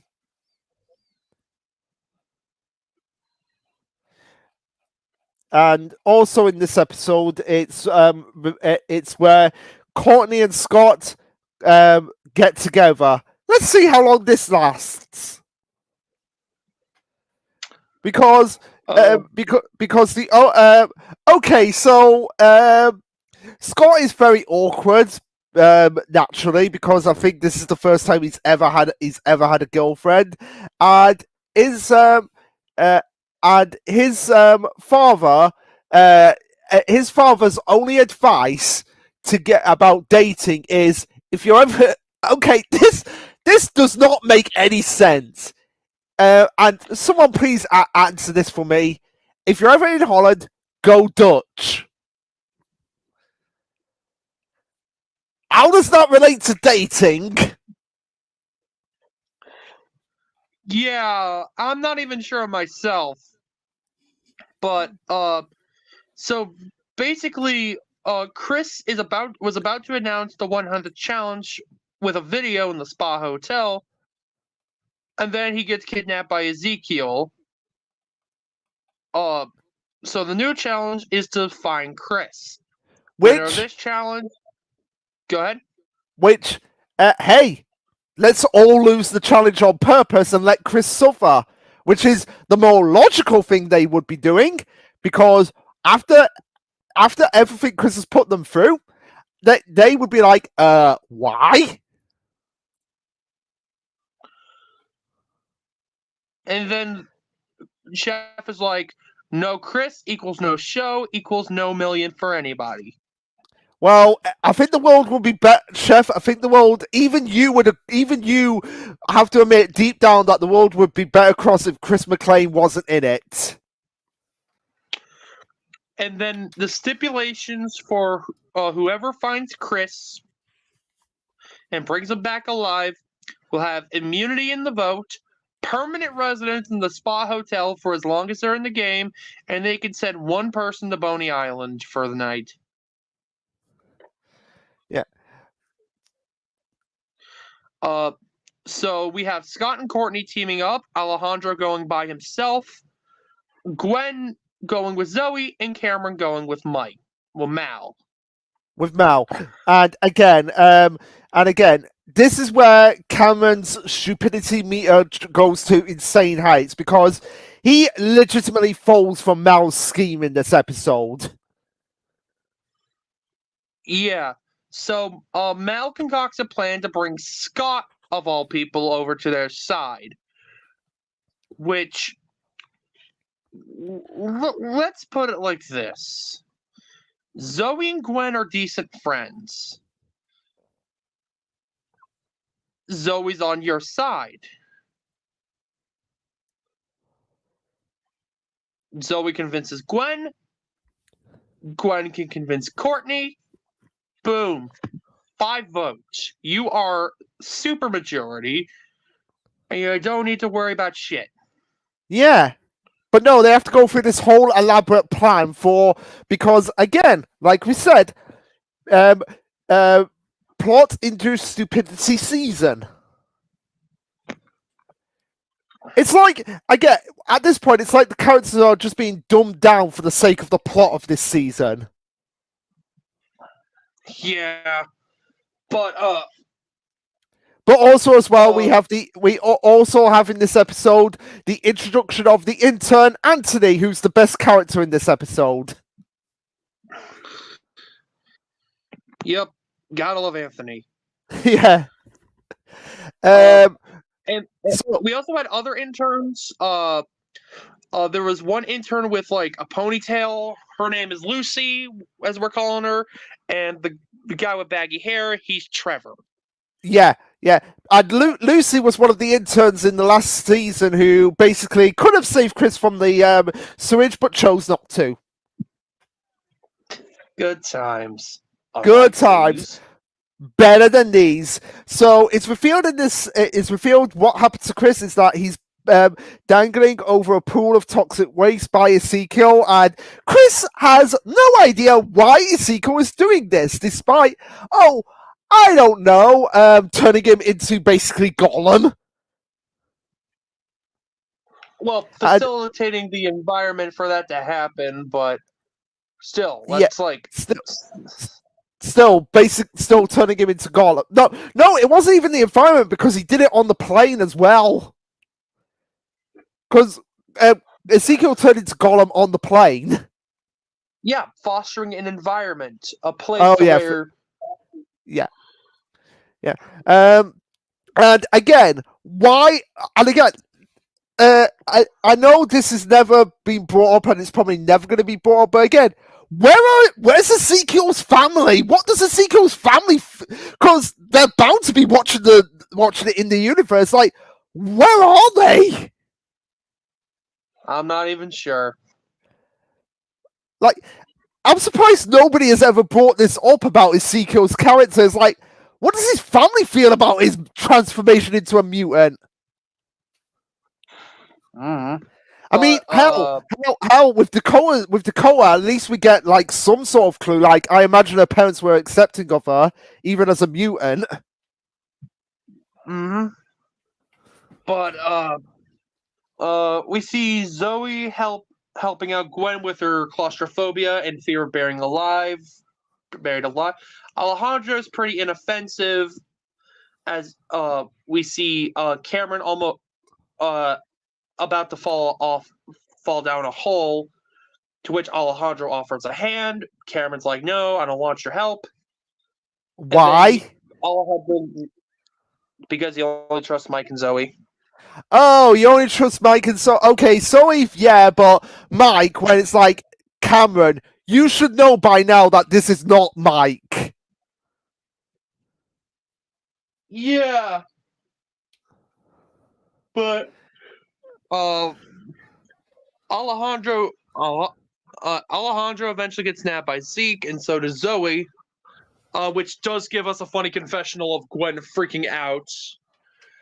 And then it's followed up by Chef seeing that Chris has been kidnapped and being held hostage by Zeke, which causes him to also freak out in the confessional, which I think is funny. Okay, I'll admit this episode has a good highlight for Chef, which has been sorely missing all season, because this is probably like one of the only like season 5 episodes, and we're calling this season 5, and we're probably going to call Pacateo season 6, even though it's technically season 5 part 2. But anyway, yeah. The fact that Chef panics so badly that he eats all the mint chocolate ice cream. Okay, that is pretty funny. Even though mint chocolate chip ice cream sucks. I agree. Tyler, we can disagree on beans on toast, but we can at least agree on mint chocolate chip ice cream. Okay, thank goodness. But Scott and Courtney's relationship lasts 2 hours because Mal pushes Cameron into Courtney, which causes them to kiss by accident. Scott gets angry until Cameron's like, "Whoa, why did you kiss me?" And he's like, "Huh? You kissed him?" And he doesn't even give. Yeah, and Courtney doesn't even get a chance to explain. Like, hey, he was pushed into me.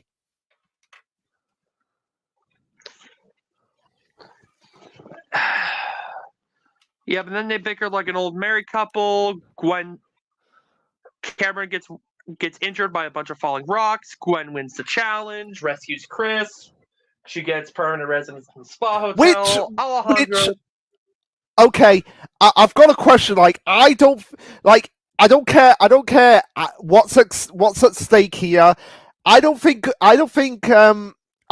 Gwen would have saved Chris. If we're being honest, if we're being logical about this, Gwen wouldn't have saved Chris because of what he did to her in season 4. I mean, to be fair, she wasn't doing it for Chris. She was doing it for Cameron. Yeah, fair enough. Because Uh, Zeke can apparently spit acid now. Well, and that's what caused Cameron to get injured by a bunch of falling rocks. fair enough. But in any other situation, Chris would have been dead. Probably. But Gwen wins. She gets the spa hotel. And Alejandro goes to exile. And Cameron is too injured to continue, making him the first, guess, kind of medical evac? Well, technically not, because Izzy and Walter was the medical evac as well. Well, she was.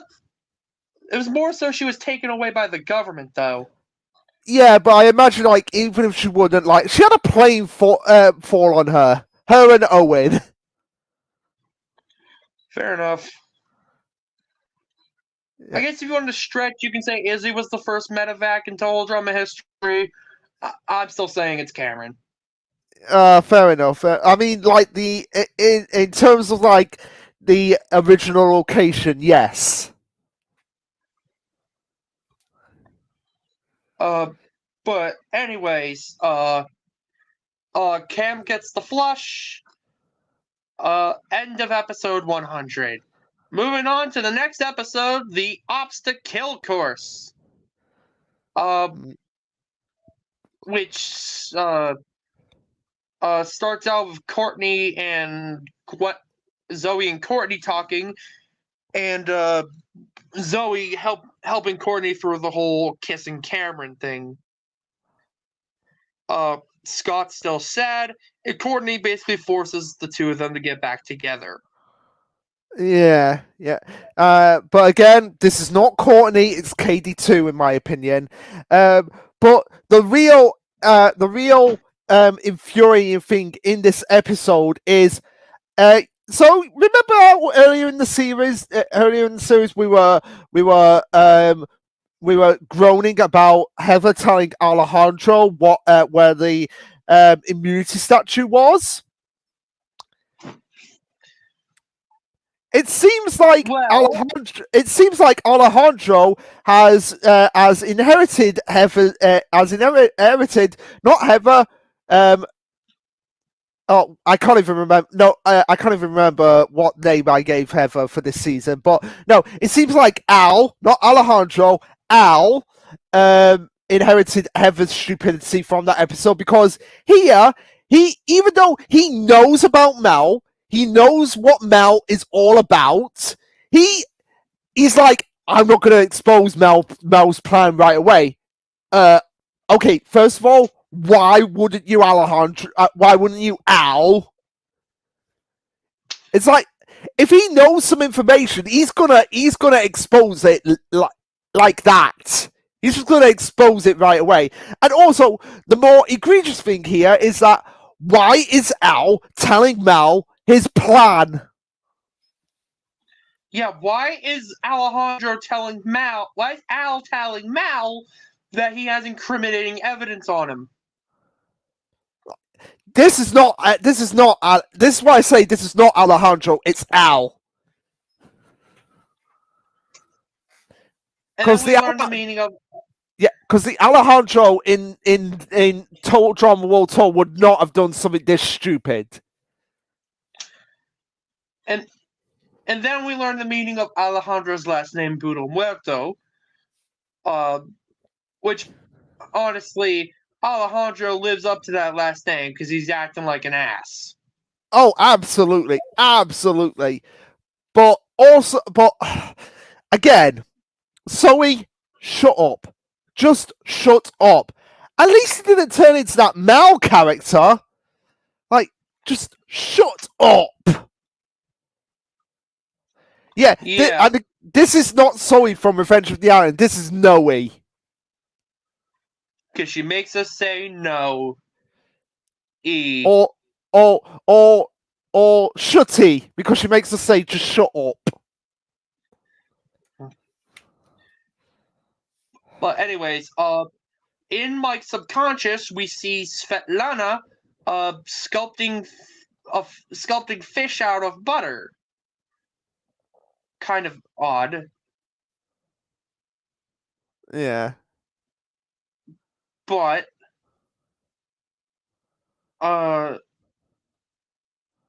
also see Mal tap into some of Svetlana's abilities, at least temporarily.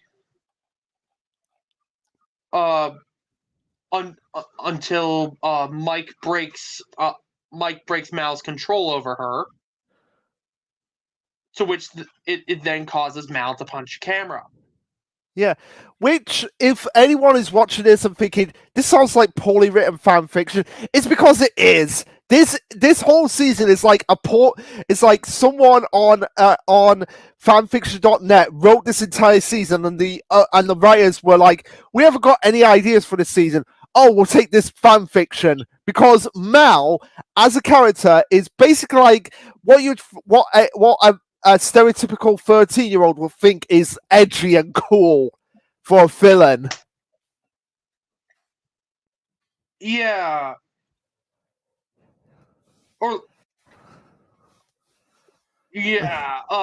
So Alejandro spends the entire episode trying to tell everybody about Mal, but nobody believes him. Maybe you should use the incriminating evidence after the challenge. Yes, just get everyone just be like, come on to everyone and say, guys, I'm not trying to mess with yous here now. I promise. I've got a DVD here in my hand that has incriminating evidence against Mal.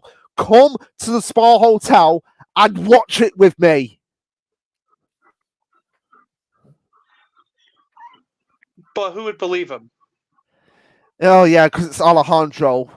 Nobody believes Alejandro. But again, this is the thing. Like, Alejandro is so like all he has to do is just take off his shirt, and all the girls are fawning over him.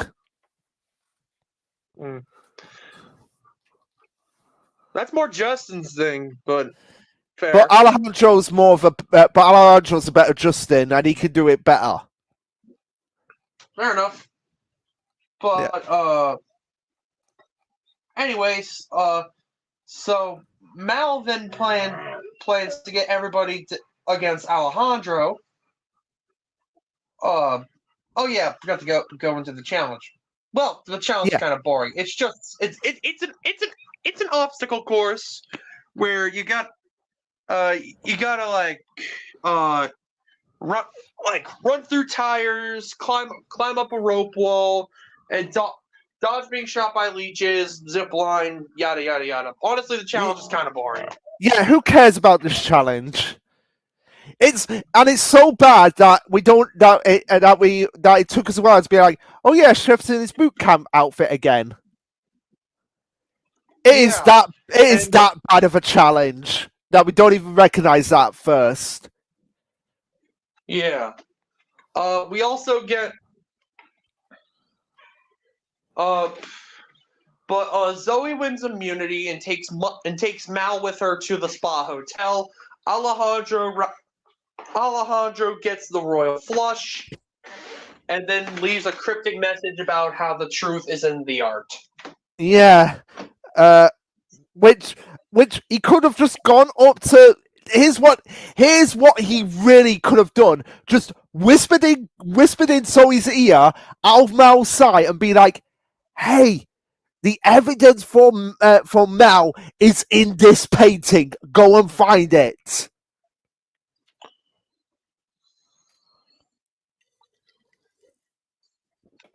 But yeah, talk about a fall from grace for Al. Yeah, poor Al. Poor Al. Anyway, on to what is considered the worst episode in the franchise. Episode 13, Sunday Buddy Sunday. Yay! Yeah. So basically, go ahead. Which, by the way, with this episode, I was more like, with this. rather than being like more infuriating. Because I think at this point, all my infuriation was used up or saved for the finale. But basically, the main reason why the episode gets so much attention is because of Courtney. So Courtney comes up with a chart of how she is going to get rid of her competition, even though she tells Gwen she's going to take her all the way. If she portrays Scott with like a rat's tail, and she's planning to take him to the finale because he'll let her win. This turns everybody against Courtney, and Courtney's like, why can't they appreciate my genius? When Courtney should not be this full of herself. Yes, she shouldn't. I mean, she is full of herself, but not to this level. Also, I'm sorry I haven't been talking about the comments that I've been getting, because I've just been getting so infuriating that I'm like, oh yeah, I've been neglecting to talk about the comments here. So, thanks for commenting, Ben. Thanks for commenting, Vex. So, this is total anus drama, at least based on Luke's glowing opinion of this show. No. Seasons 1 to 4, I would say are worth watching, Ben. But just pretend that season 5 and season 6, or the second part of season 5, just pretend that they are a fever dream concocted in the host's delusion, and you'll be fine. You will feel less pain than I did, because that's literally the thought I am going with here. That this whole season is a fever dream that Chris is still concocting in his cell. And also, hi, Vex. Hello, everybody. But anyways, the challenge is basically another race where they have to stop at certain locations to pick up ingredients to make an ice cream sundae. Which, hey, what kind of challenge can we make for this episode? Ice cream sundae. Anyone got any other idea? Okay, fine. It's like, really? Making ice cream? That's the best they could come up with? Oh, but they have to go into the swamp to get a cherry, or go into the mess hall to get. That makes it more interesting then. Also, as well, how is Zoe not seeing any of this? How is Zoe not seeing any of this with Mike? How is Zoe not seeing it? She literally sees Mike tearing up the room at the beginning of the episode. Like, how is she not seeing this? I almost forgot to mention, like, homie out here literally starving his interns. Like, Chris is literally just having his interns starve to death. Oh yeah, I had that down as one of my notes. And seriously, Zoe, Alejandro gave you everything you needed to know. Why are you not taking advantage of it? And Courtney, you made it further in action. Yeah. And I remember when Zoe's like, maybe Courtney is the evil lurking. Excuse me while I do this quickly.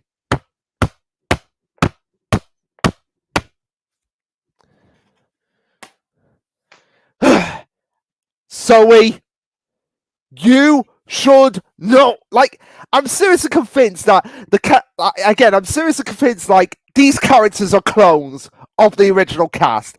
These are not the same characters. Yeah, we promise Total Drama Attack the Clones actually sounds like a good idea. Or at least an idea I could have some dumb sarcastic fun with. Yeah.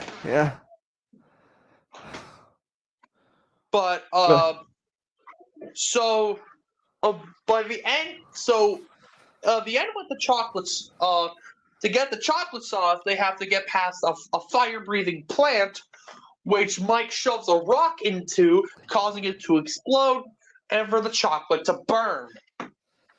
So, Gwen forgoes the chocolate, Scott adds dirt to his ice cream, and uh, Courtney decides to go with the burnt bits of chocolate, which causes her ice cream to melt and for a bird to vomit on it. Yeah. But since when is bird vomit supposed to be white? I don't know. Well, I mean, seagull poo is white, so I mean, I guess. Yeah, but that's coming out the other end. This is what this season does to us. It makes us ask questions about bird vomit, about the color of bird vomit. This is what this season has done to us. Zoe wins the challenge.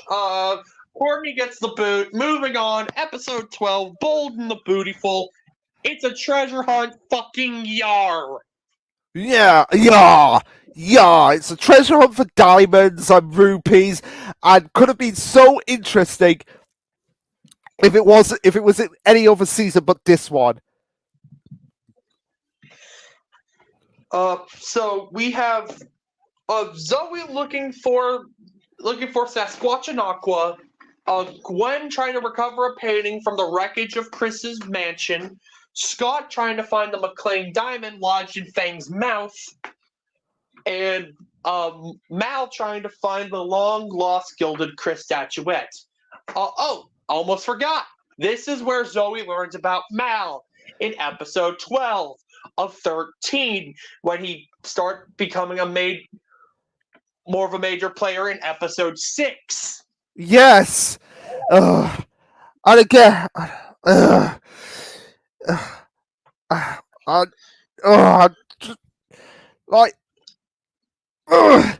but the only I can't believe I'm saying this because I hate this season with a passion, and it's a shame that it's in this season.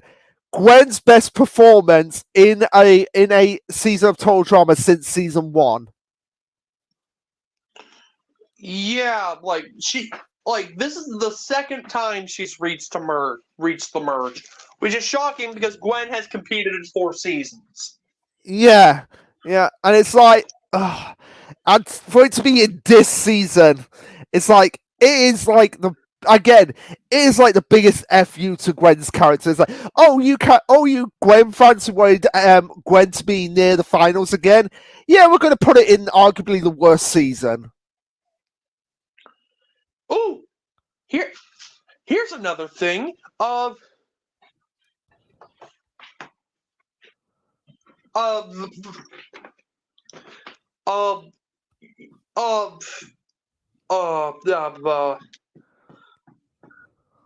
plot itself is not all that interesting. Like, the challenge is not that. Well, the highlights of the challenge is Mal sabotages Gwen, and Mal turns Scott into a punching bag for Fang. Zoe procures the Yeti and earns herself a spot in the final. I know, I'm skimming through these, but literally, I am sick and tired of this fucking season. Yeah, I am as well. The only thing, and it's a shame because this is literally Scott and Fang's fight. This could have been. This is basically Scott and Fang's final interaction in their runs on Total Drama, and it literally does not end with Scott giving Fang a sucker punch into the next oblivion. I mean, he was basically doing that all last season. Yeah, but this should have been the season where this should have been the moment where Scott finally beat Fang and got him off his back for good, and basically be like, look, you paralyzed me last season. Can you just leave me alone for Pete's sake?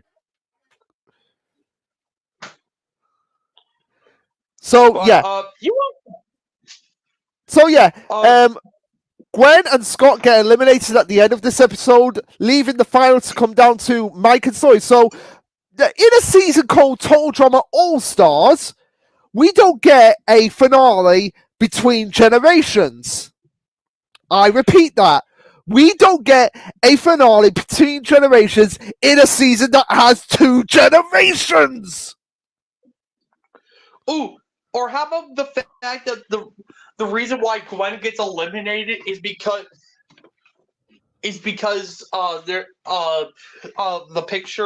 the picture was messed up, and the best way she could think to fix it is bear shit. Yeah, which that has to be I think that's meant to be a reference to like a really messed up picture of Jesus. I'll find the painting, but I think that's where the reference comes from. Messed up picture of Jesus. Yeah, it's so this one. Yeah, I found it. I found it here. So I'll send it to you in. I'll send it to you in DMs. Okay. So, Mal and Zoe in the finale. Mal drops the act and is like trying to psych out Zoe about being like, Mike's gone, never coming back. Yeah. And basically the challenge is another race to the top. And basically, a race to pull a sword from a stone. Yep, after getting past 3 modes, one that's toxic waste, one that's lava, and the other that's just swamp water with Fang hiding underneath. Yeah, which Zoe gets Cameron and Gwen is helping. Go ahead. Which, hey, Chris, I thought all the toxic waste have been cleaned up. Where have you got? Where are we hiding this toxic waste? Yeah, Chris said the island was toxic waste free. Where did he get this stuff? Yeah, and it's not like this is Chris's fault. Like the island was quarantined, so it should have been cleaned up. Where did he get this toxic waste from? Continuity much. We then have Mal and Zoe get helpers. Cameron and Gwen for Zoe, Alejandro and Heather for Mal. Oh, another thing, Cameron gets put back in the fucking bubble after proving he doesn't need the bubble. They put us back in the same bubble he was in for 16 years. Well, okay, Tyler, calm down. The bubble did help. Yeah, the bubble basically was there to act as a raft for Cameron and Gwen to get across the moat. Honestly, Alejandro and Heather are together, adorable. Skipping ahead because they do not add anything of interest. Yeah, there is virtually no stakes in this finale. There is virtually nothing in this finale. The fact that it's 2 people who are together, who are already together. So either way, they're both gonna win, no matter what ending happens. It makes this entire ending feel pointless. Like both endings feel pointless. Yeah, it does. It does.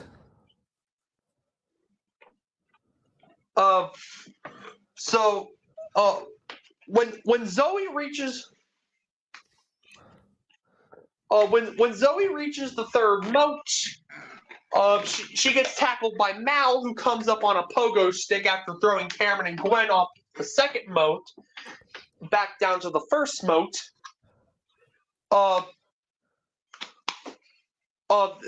They wrestle in the water until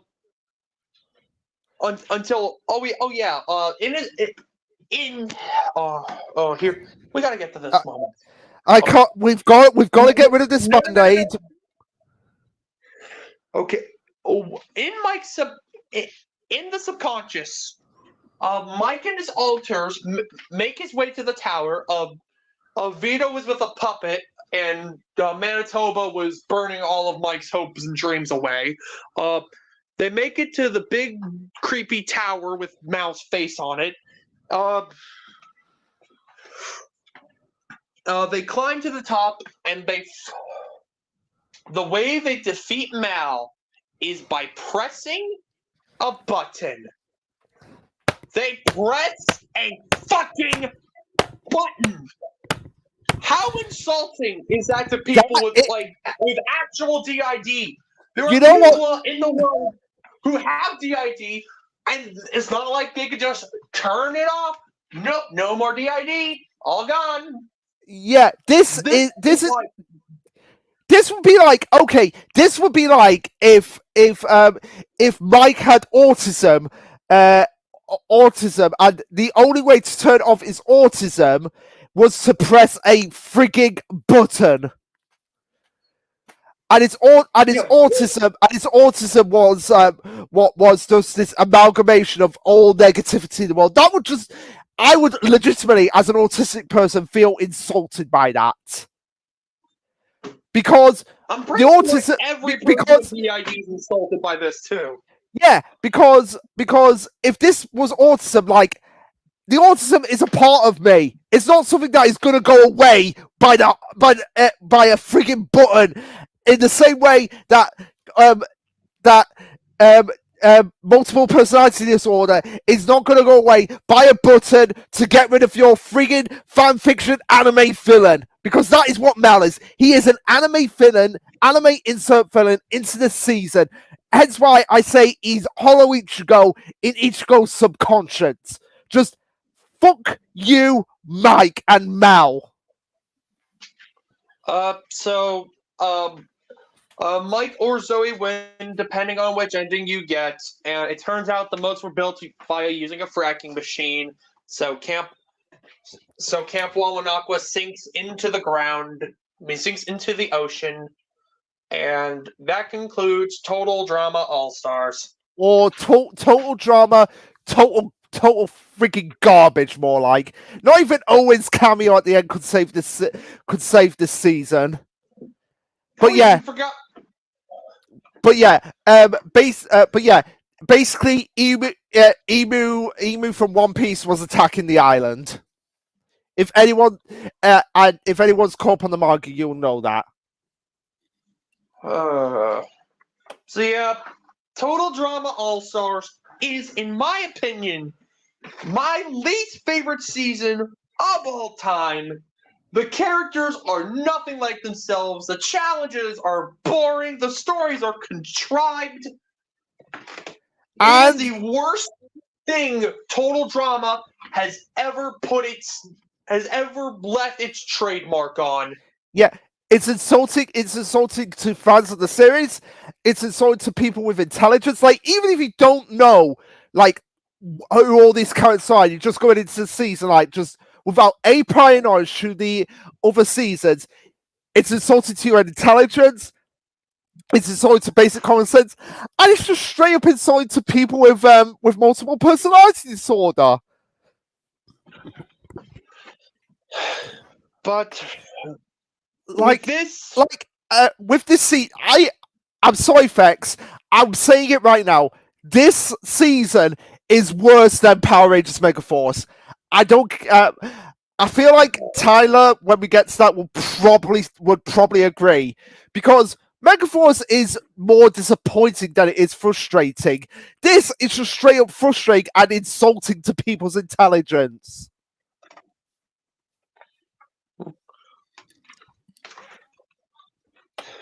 But with this, it's over. Yes. The hard part is over. It's all over. Uphill from here, even if it's not that much better by a large margin. It's still uphill from here. Yeah. So with that, I think at some point what we need to do is just do a general stream on what we think are some of our least favorite overall seasons of any franchise ever, so that we can rip into the season again. But until then, peace. I think we all need a drink after this. Peace. See you for Pacateo.